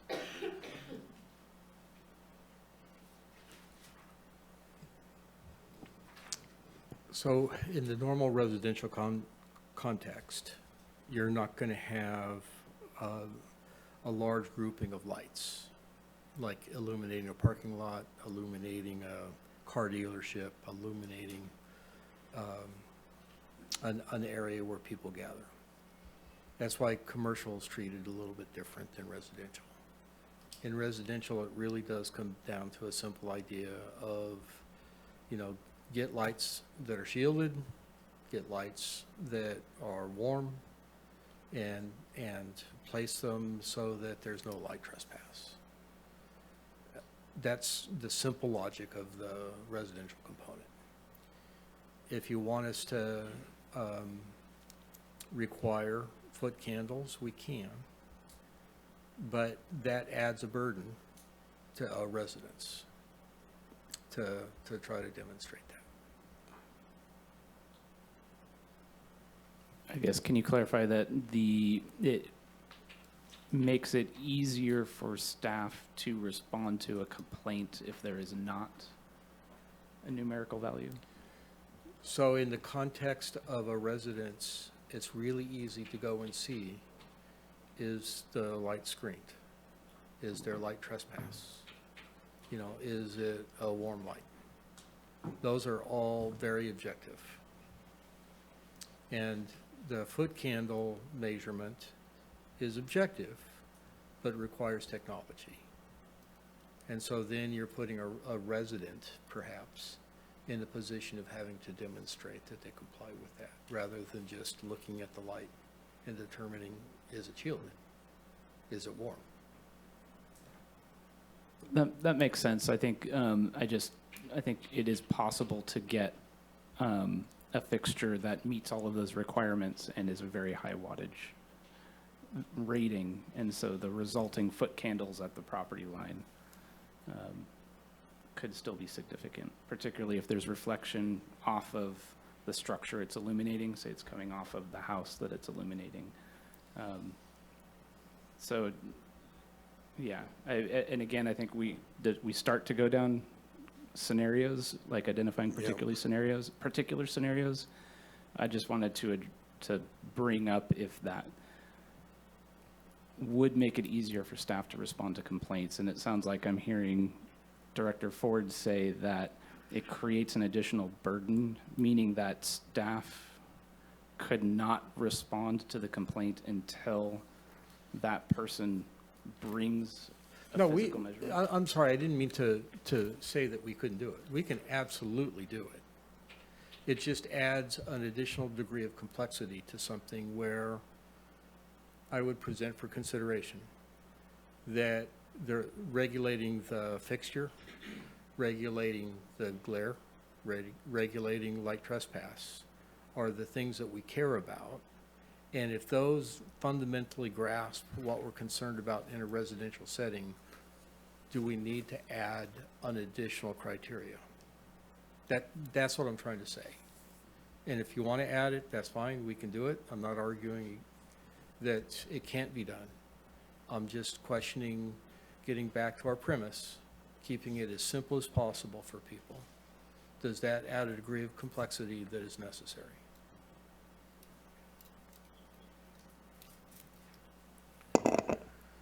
Yeah, and I'm comfortable with the no light trespass, so I think you could walk onto the neighbor's yard, hold up a white piece of paper and say, light trespass, or not, so. Okay.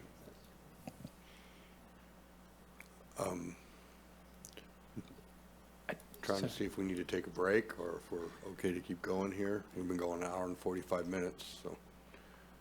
I do have one quick comment remaining. Maybe on- let's try to get through this section then. Okay, on the residential, I just felt like the fully shielded section needed to be a complete sentence. I just found it odd that 1.5.1 just said fully shielded. Okay.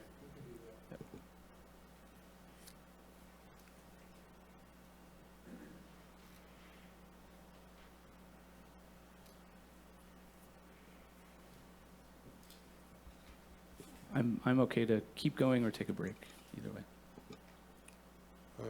Well, we're through residential, we're partway through commercial. I don't know if we want to tackle, I'll poll the commission, you want to take a break? I'm good. Hour on? I do have an hour commute. Okay. Hour and 5. I think for me, if we got a couple pages left, if we think we're going to be diving into it in a lot of detail, I'm up for a break. But if we think that there's less questions on this half than the first half, then There'll be questions. Let's take a 5-minute break.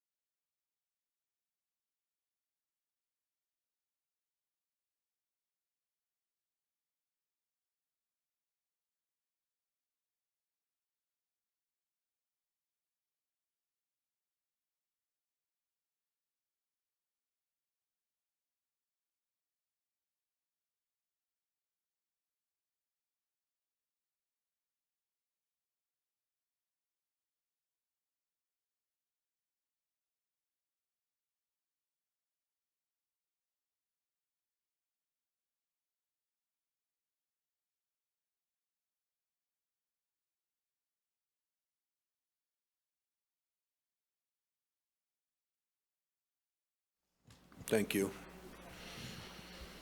Okay. We were through residential. Did we get through lighting for commercial use? So we have a couple more comments and thoughts here. We also received a new comment, I believe. Okay. I think this person spoke. I believe they spoke about it, and this was the handout. I think they were talking about someone was From going to bring. Humboldt Water. Oh, she's Yeah. Yes. It addresses the same Thank you. items. So we have the handout. Thank you.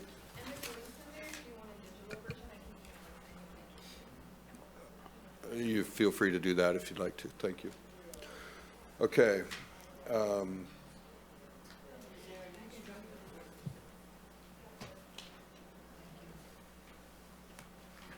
Okay, Are we on commercial now? we are. Commissioner Curriasi, I'll start with you. Yeah, thank you. I have three comments. One, I think, just was already addressed by the public regarding the use of Kelvin with respect to the word intensity. And I think staff caught one of those items, but it's also in parking lots. So Kelvin is temperature, intensity is different. On hours of operation, it says significantly dimmed. And I was curious, since we're already using specific definitions with foot candles, that maybe perhaps we could use those same definitions of max illumination at the property boundary for hours of operation. Maybe significantly dimmed maybe the fact that it's already there in commercial is okay, and we can leave significantly dimmed as it is, but I wanted to bring that up. And so I have one more comment after that, but I'll stop there. In case. Could I just ask a clarifying question on that? Which would be, is significantly dimmed too vague?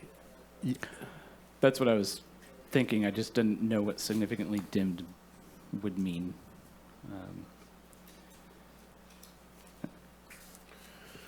Let's just work this way. So Commissioner McFarland. On that one, I would just, maybe staff could look at, we previously we passed a permit for a billboard that had this similar issue and had to be dimmed at night because of neighbors' complaints. So if we can mirror something like that we had previously agreed to and was voted on, I think that would also help me with the significantly dim portion.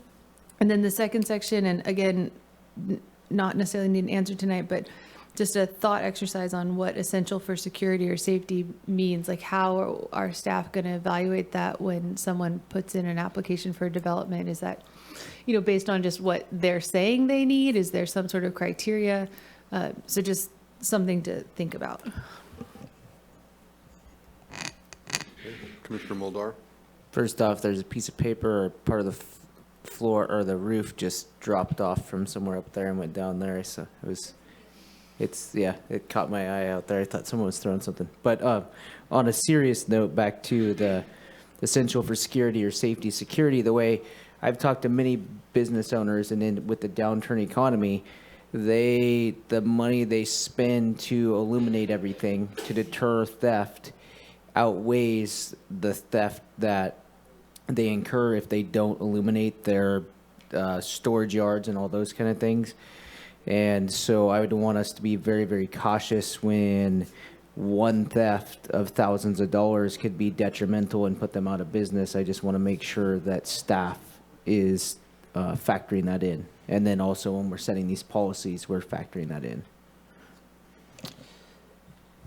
Thanks. I could just respond. Our basic thought on that was kind of like the difference between something where there is stock in an open area versus a parking lot.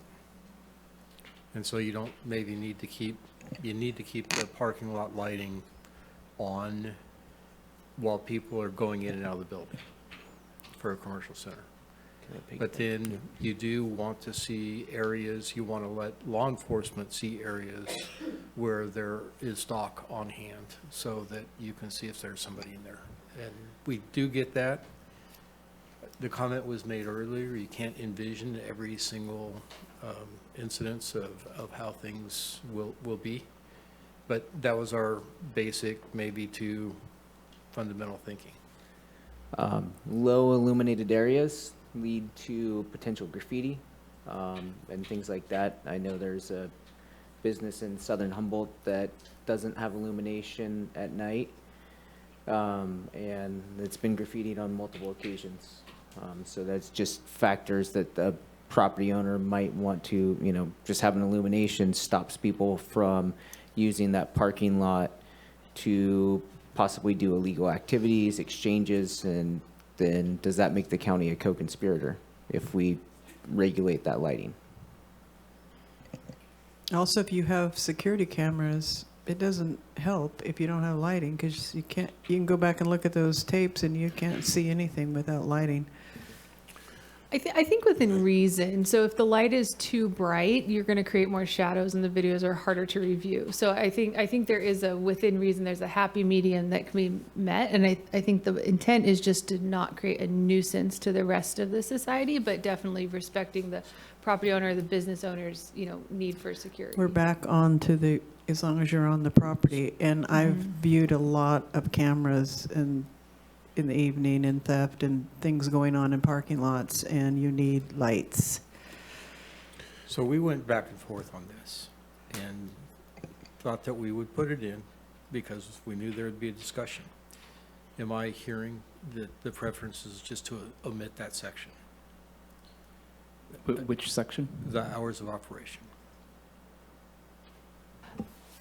I think that based on a previous permit we did about the billboard, I think that we came to an agreeable solution there with the hours that the billboard for the church needed to be operated. So I think if we can come to something like that, then I would be fine with leaving the hours of operation in. So I appreciate what you're saying. That freestanding sign for the church is a single incident that we can completely put a box around. This is trying to address innumerable potential situations. And maybe since Commissioner O'Neill just threw my words back at me, it's a matter of it not going off-site, no light trespass, no glare, and do we want to regulate the hours of operation of lighting as long as it meets those other criteria? So I think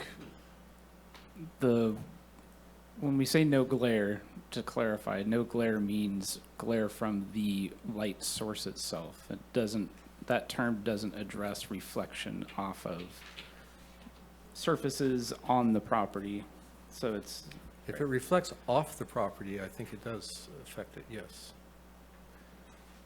Well, I think that would be useful to clarify because I think glare in terms of lighting engineering has a specific term, and I thought it referred specifically to the light source itself. So if the intent is to, which I personally tend to lean towards, also addressing light coming off of the property onto neighboring properties due to reflection, then I guess I start going back to foot candles again, although I also agree that at least, especially in the residential side, you can hold up a piece of paper and say, kind of get close enough. I think you can strike the hours of operation. I think it's confusing, going to be hard to enforce. It's not adding anything to this. I would agree. The no light trespass, as you mentioned earlier, covers, and Commissioner O'Neill re-mentioned again. I think if we focus back to that, probably could shrink it down to like 4 pages. Some things sound better when you're talking about them in a private room than they do in a public hearing, so. Yeah. Okay. I will note that a lot of, modern security cameras are motion detected. the light turns on with the camera. You can actually even talk to the trespasser, you know, so. Through the chair, I'd like to say something. Yes. I used to work with security cameras years and years and years ago. And there's cameras out there that have infrared arrays built in the camera.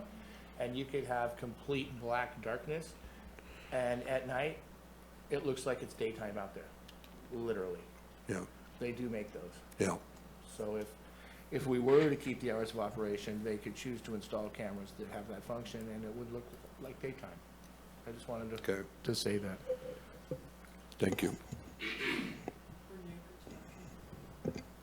For new, but you're not going back and making everybody retrofit their exact, because those things are expensive. And I guess I took that comment more of that property owners have options. Yes. That there are other options other than just solely relying on visible light. Commissioner West. Thinking about new construction versus existing issues when it comes to commercial lighting, we had several public comments that were complaining about instances already in the community. Are there tools that we can build into this to help? There's a section down below that we haven't got to yet. You're moving to It needs some work. 1.7. I'm going to warn you up front. It needs some work. We recognize that. Yep.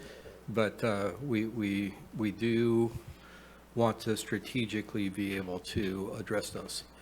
Maybe just trying to move through the commercial. The last Yep. thing there is the parking lot lights. That's more of an encouragement than an absolute. My question was exactly that, like, why are the motion sensors only encouraged and not mandated? Kind of just what was the thought process there and for consistency with the rest? I think that we're trying to build in something that we think is a good idea, but weren't sure that it should be a mandatory requirement. And so it is functionally there for the planning commission to talk about.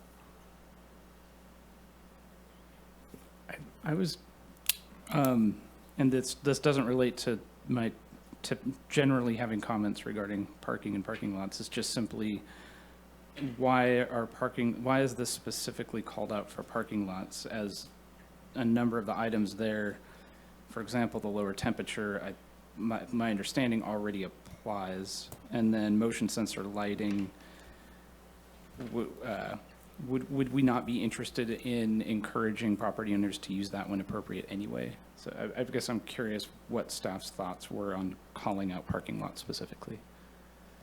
Parking lot lights typically do not have motion sensors.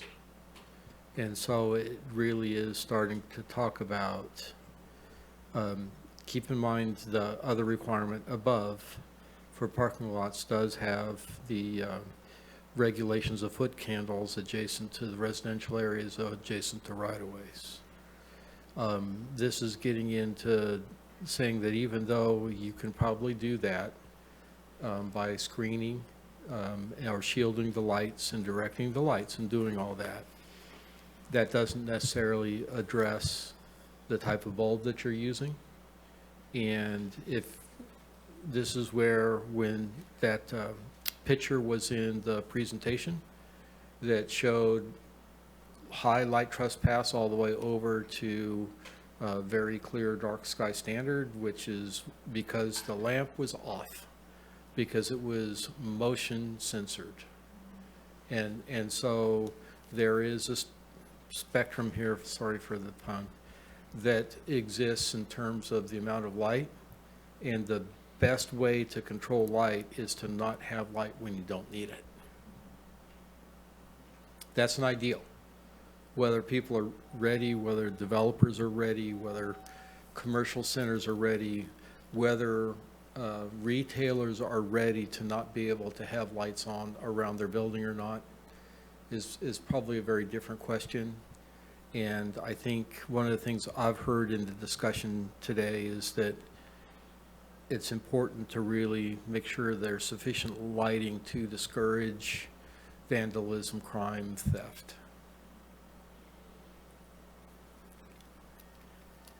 Yeah, I think, thank you. I think just, that makes sense, but I personally feel like the argument you just gave and the fact that it's not specifically binding, it's more of an encouragement, could reasonably apply in general rather than specifically parking lots.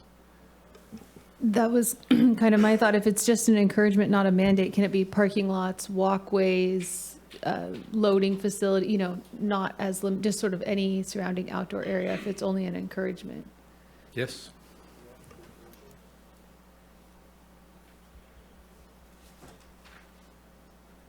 Is that a consensus? What is it? Can you repeat it?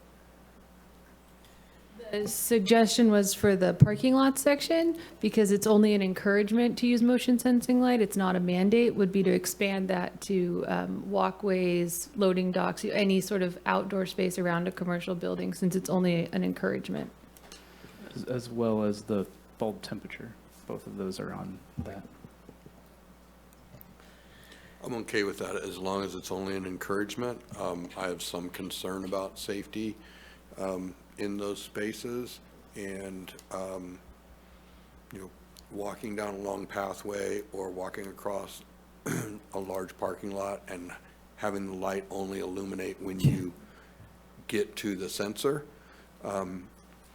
There could be somebody or something there that's a threat to you that's not illuminated until you actually trigger the light to turn on.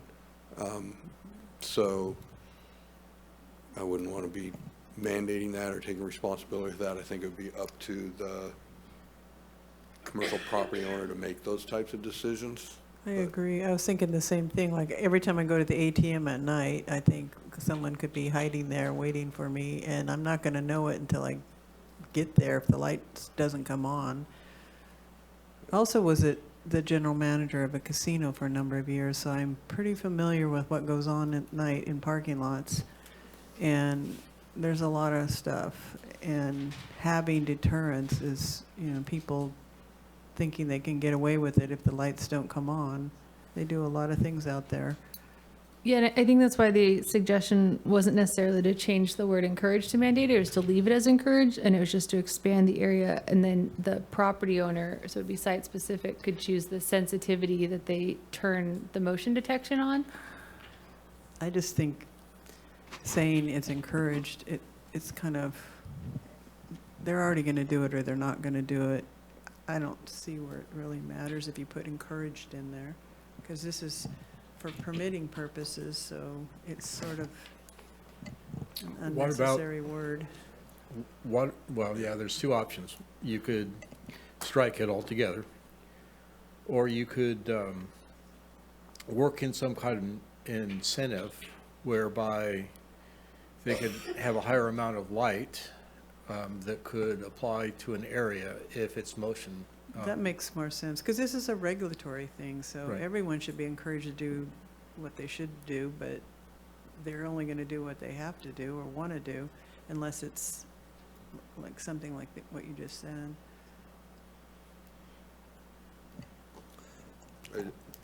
I'm not sure motion sensing lighting makes sense in a parking lot. I'll just say that. Or around a Also, bank.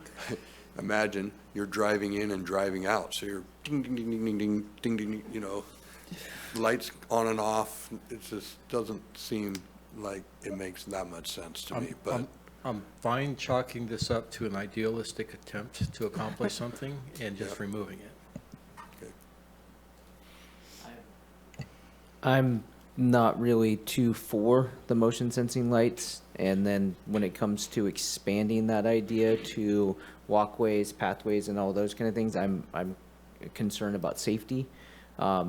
Do those lights illuminate quick enough to provide safe path of travel, especially when it comes to ADA compliance and those type of things? So I'm really, really concerned about trying to do a good thing, but potentially making a safety hazard. And the parking lot lay and wait thing is something else, like, really, really concerning for me. So Chair, could I suggest a consensus to just either play with it more or delete it? I have a quick suggestion, as it sounds like the motion sensing seems to be the higher concern. I also do like the color temperature piece of that as well. Would there be interest in retaining the color temperature? Because that does have dark sky I have no compliance. issue with that. Agreed. Yep. It's just the motion sensor sentence I would strike. So I think we have consensus there. Is that fair? Yeah, Okay. and that applies to more than parking lots, just the color. Yes. I think we're okay with that. You would need, I would say if you're gonna expand that to walkways, that you need to make sure that we educate that we're meeting like enough lighting and illumination. Yeah, absolutely. Yeah. Absolutely. So, I think the color temperature is different from intensity, which maybe, I think in here staff used color temperature and intensity together, and they're completely different. so, I mean, you have a majority, I'm a coin flip, I wouldn't say yes or no.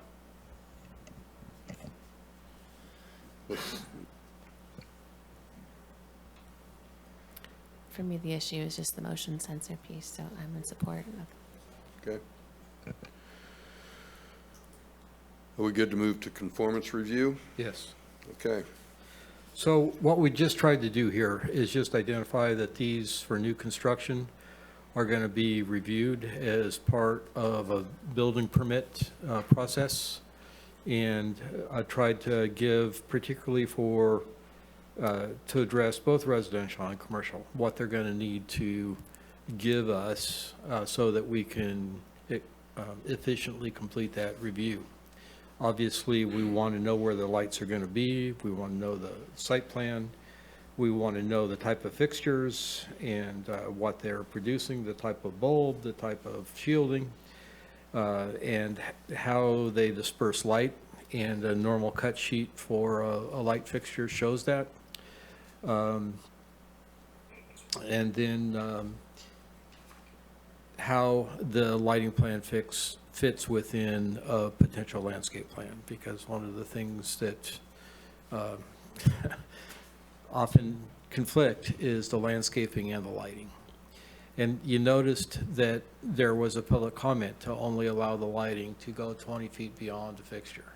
In a parking lot, that's really difficult then to provide adequate coverage, because a normal parking space is about 18 feet long. So if you put it right in the curb, so you cover the parking lot, or you cover the parking spaces, but you don't cover the parking aisle.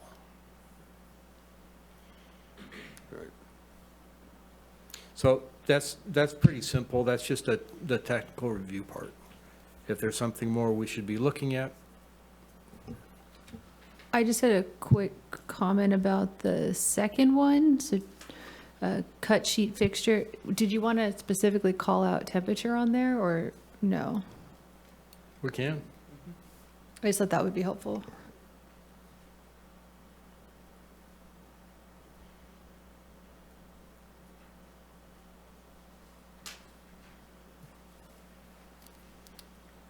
Anything else on that? No.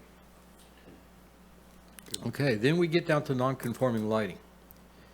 And what non-conforming lighting does is, this is a situation where there's an existing fixture, and this existing fixture shines into somebody's house.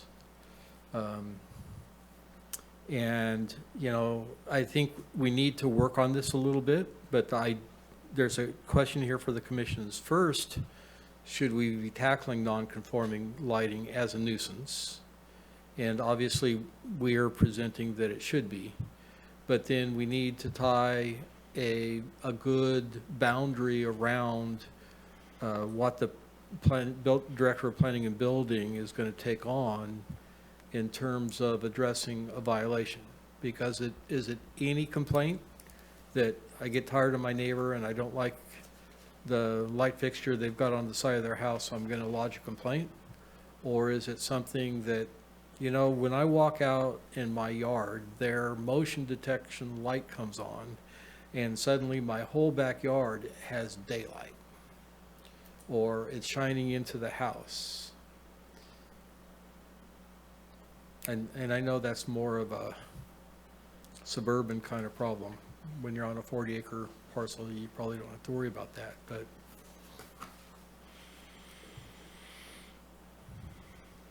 Well, it says may, so that means it may not, right?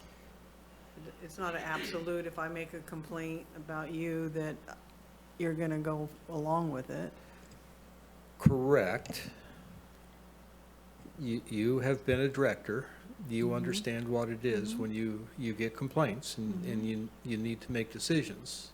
And you understand that there's a whole, range of things that can be complained about. But what kind of complaints for an existing light should we really be saying, hey, you're a nuisance? That light's a nuisance. Well, it says the director may require, so you may not too, if you decide not to, right? Yep. It's not an absolute that if someone comes in and complains that you're gonna be on their butt telling them they have to change everything. I They agree. could change the light bulb and they would be okay. I mean, lower the intensity or, there's a lot of things they could do that wouldn't require them to retrofit their light fixtures. So first, go ahead, please. So here, I'm just a little concerned if it's a structure that we permitted and allowed someone to do something to, then changing the rules after we've already allowed them to, I'm concerned we may be overstepping someone's rights, but I could be wrong, and I'm open-minded to want to see where I'm wrong, potentially. And then the other part with the language I'm uncomfortable with is it says if there's a complaint, it doesn't define a process in which that complaint would be verified or, amount of attempts or something like that, because I trust you and I trust that you're going to be here. But the way it does read is if somebody filed a complaint against their neighbor, technically that wouldn't have to be verified by the way it's written, the way I read it. So I just want to make sure we're cautious in the way that we write this, that something would have to be verified in some sort of, some way to measure that, so that way it's consistent. Agreed. So I also want to comment on that because I'm reading this maybe a bit differently. I'm seeing, the way I read this, 8.1 and 8.2, the subsections, only apply to any lighting fixtures installed after the enactment of this section. Anything prior, the first sentence says, anything prior to this is legal nonconforming. You're right, it does. Okay. So now I'm saying, yeah, anything prior is legal nonconforming.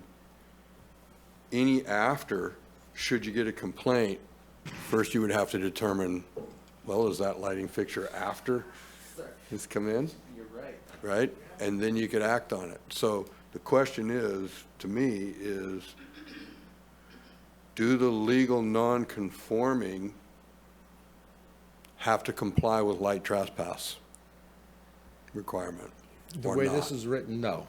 Correct. But that's not what we were intending to do. That's what I'm asking you, Yeah. right? So, And I think stating that last sentence isn't necessary, right? The whole point of the ordinance is to apply to anything installed after, so you don't need to restate it. And then it's just confusing to state it under a non-conforming section. well, I'm not sure if that's that's what I'm trying to understand. Yeah. What is the intent The here? intent here is that if there is something that was installed before this ordinance was adopted and that is a nuisance, that's why I think that we need to spend some time defining what a nuisance is, because even just a little bit of light trespass I don't really want to go be telling somebody that they have to change their lights. Correct. It has to be something that just is, like, that's obscene. Yep. So we got an email, and they gave us an example of I a think that's a situation, great which example. would be before this is passed. Then we say, I'm sorry, we can't even touch this because this was before we passed the ordinance, or is it considered a nuisance and you can do something about it? I'm confused. And thank you for bringing that up, Commissioner O'Neill. That is precisely the struggle that I think we wanted to confront here. And in that struggle, I think that's a good one to start to wrap our heads around is, that's an example of what should probably be considered a nuisance that does need to be addressed. Yes, it is nonconforming, but that is a nuisance that's impinging upon somebody else's property, the enjoyment of their property. I mean, if I can't go to bed at night because a neighbor has such a bright light that it's shines into my house and illuminates my house like I had, brighter than if I had the lights on, that's not right.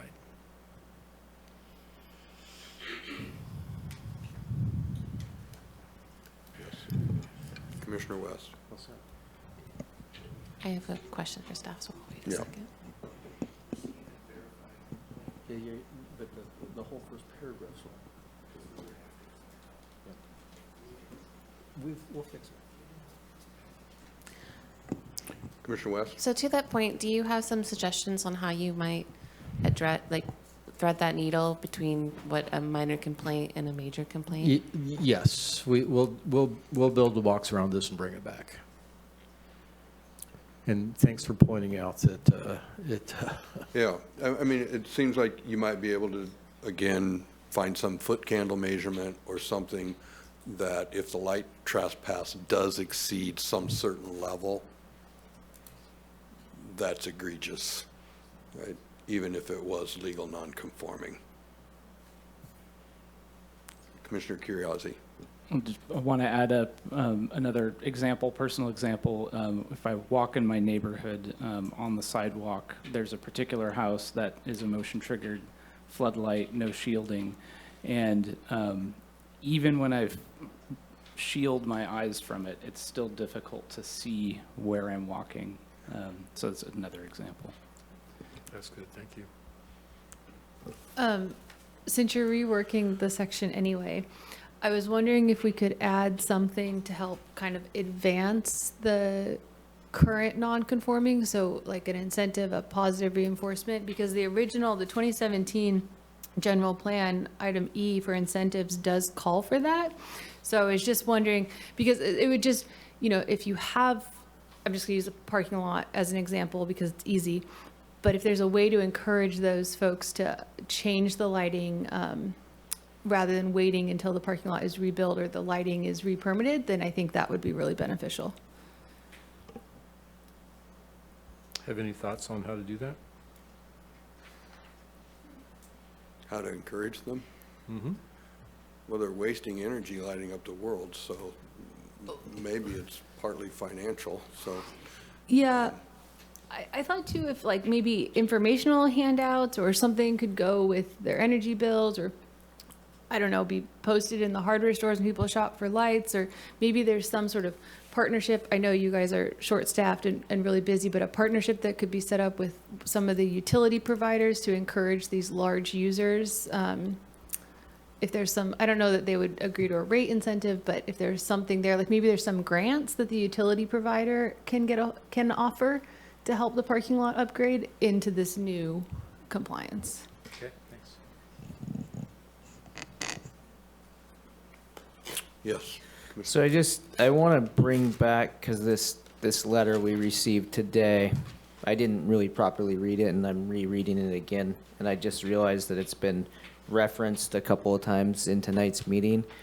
I would like us to caution that even though it's an email, we be careful of using the word complaint, because I don't feel staff has verified this.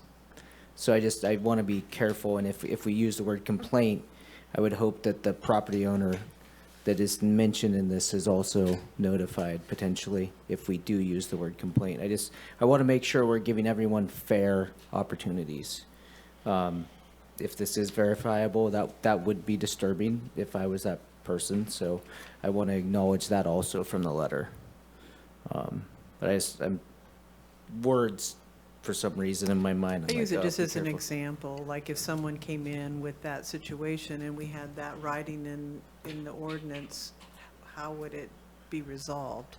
Not, naming anybody in particular, but if you did get a complaint like that, it would be for a situation that was prior to what we were just talking about approving, and I wanted to understand where would it fall. Okay, So you're going to that- rework that section. We are. Okay. Any comments, concerns with the definitions? I got the comment already on glare. We'll take a look at that, We had especially wildlife too came up as one. wildlife, yep. And I do get the reflective part. We'll give some serious thought to that. And then there was the recommendation on the appropriate terms to use consistent with. Yes. Yeah, it's free for all. One more clarifying question. If we do rework the language where it would, this would help me, if we do change the language where it would be imposing something that's already been permitted potentially, can I please be shown like where to see that we have that authority? I just want to make sure we aren't overstepping. I like I said in my earlier comment, I have an open mind and I want to see that if that is the case. But for my thought process, I need to read that language, and it would just be for me, so it doesn't have to be presented to everyone. Just something I'm asking. The other term that came up was a special event. I don't know if that. And then, light pollution, it seems like the light pollution is where we're trying to define the dark sky requirements, and I haven't read all of the information that was presented to us tonight, but I would hope that our light pollution definition aligns with some sort of national or international standard as it relates to dark skies. And then we talked a fair amount about light trespass to make sure that however we define light trespass in here lines up or aligns with all the comments that we made tonight about both residential and commercial properties and what our expectations were there. So each of us might reread it at some point in that consideration, because we're hinging a lot of our regulation on these definitions. Thank you for that, Chair. And earlier in the sections, we got ahead of ourselves reading stuff, and then you pointed out that what we were talking about really was irrelevant because of the paragraph ahead of time, so. Right. I'm sorry. No, I think, are there any other comments on definitions? Definitions, but I have a question after. Okay, well, let's, So this is the inland version, and just noting the effects of light on marine life are often more severe. So I was wondering, when's the coastal version coming, and do we anticipate it to be significantly different from what we've seen tonight? Will not be significantly different. I think we did catch your comment just now about the marine impacts, and that will be worked into the wildlife.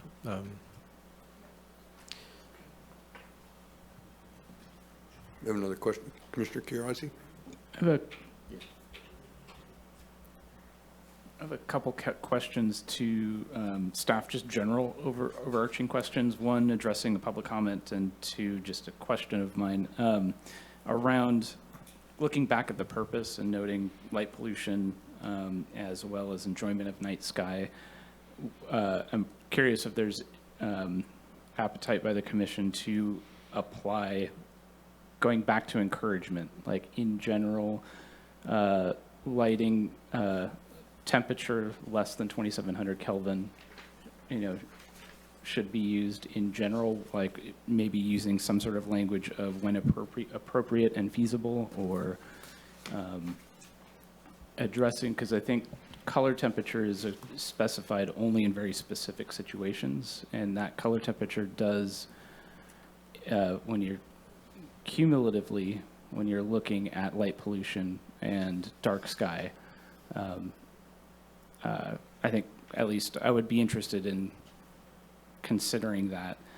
And then secondly, I use the word cumulative. There was public comment around noting that light pollution is a cumulative effect. It's not sort of if you have a target threshold of low light pollution in general, but if you're only regulating it at each individual property, then cumulatively you're creating potentially light pollution when you didn't intend that in the first place. I don't know how to address the cumulative part, but addressing the color temperature might help go a long ways around dark sky intention. So this a comment maybe just being put into the general regulations section that applies to everything around color temperature.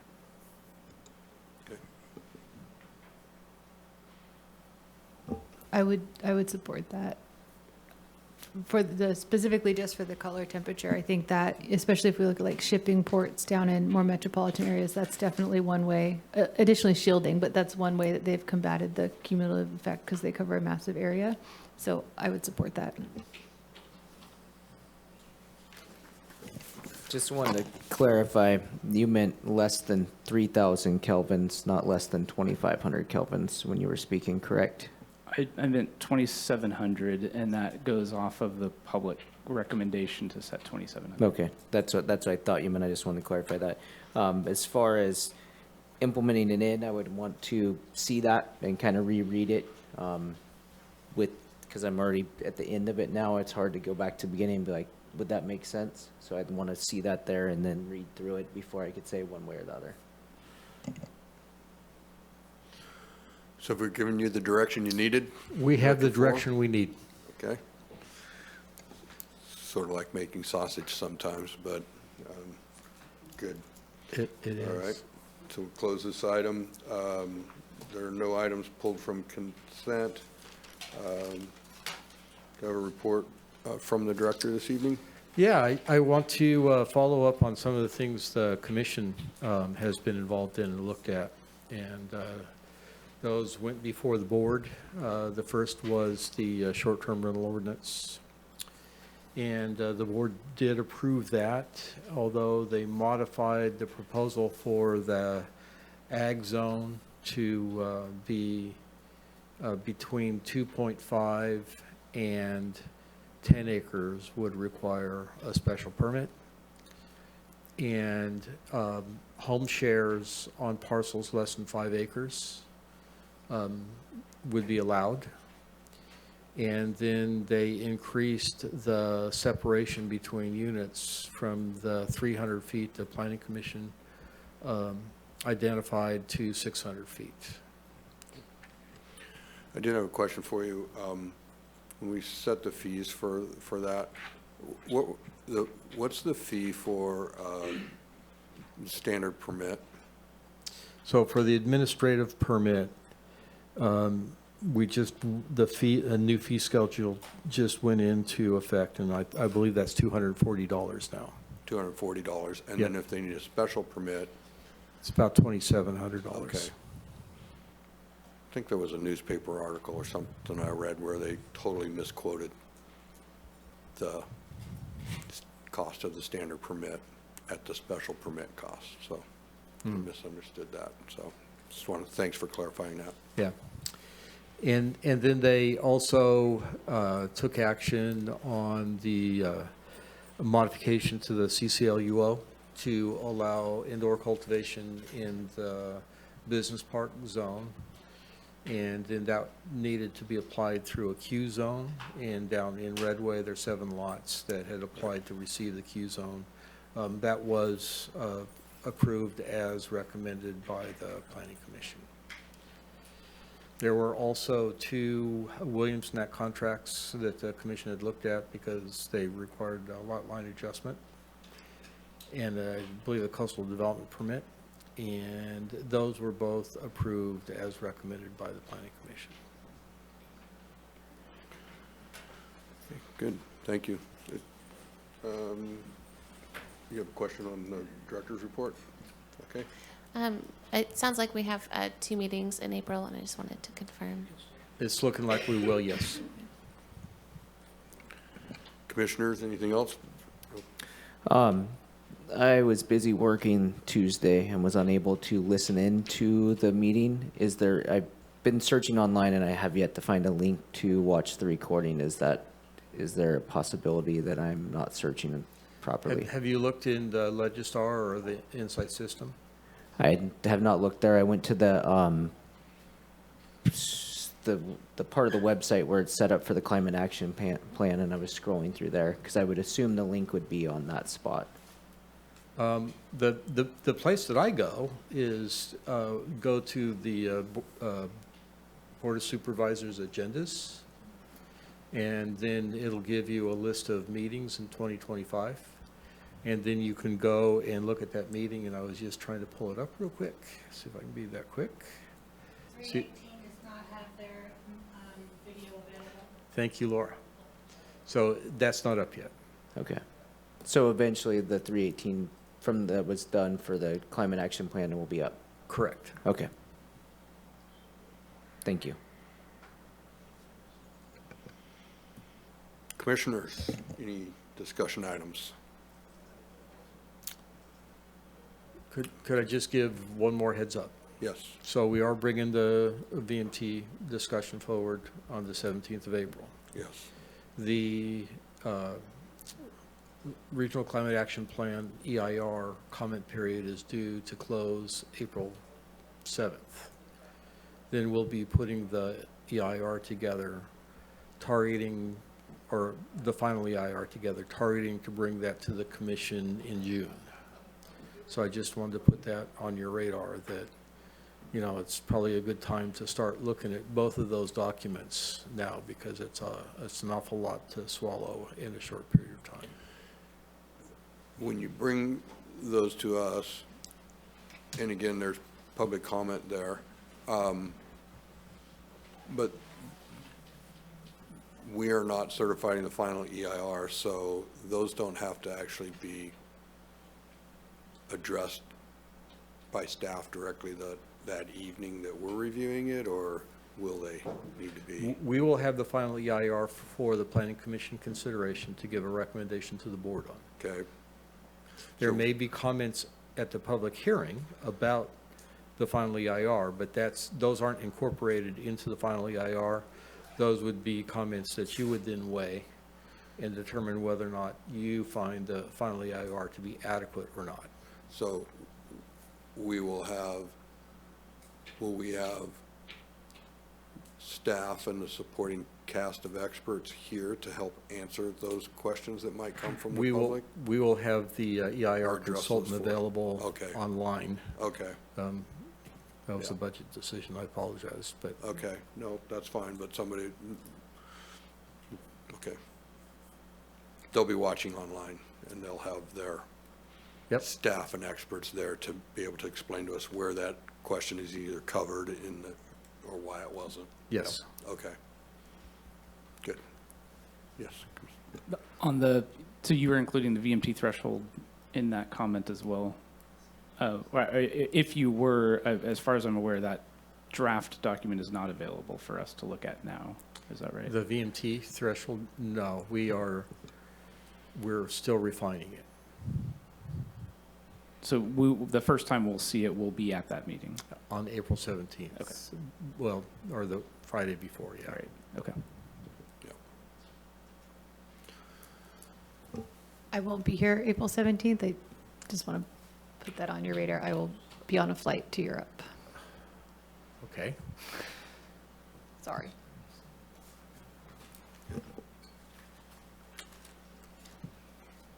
Okay, I think that concludes us. You good? Okay, meeting adjourned. See you April 3rd.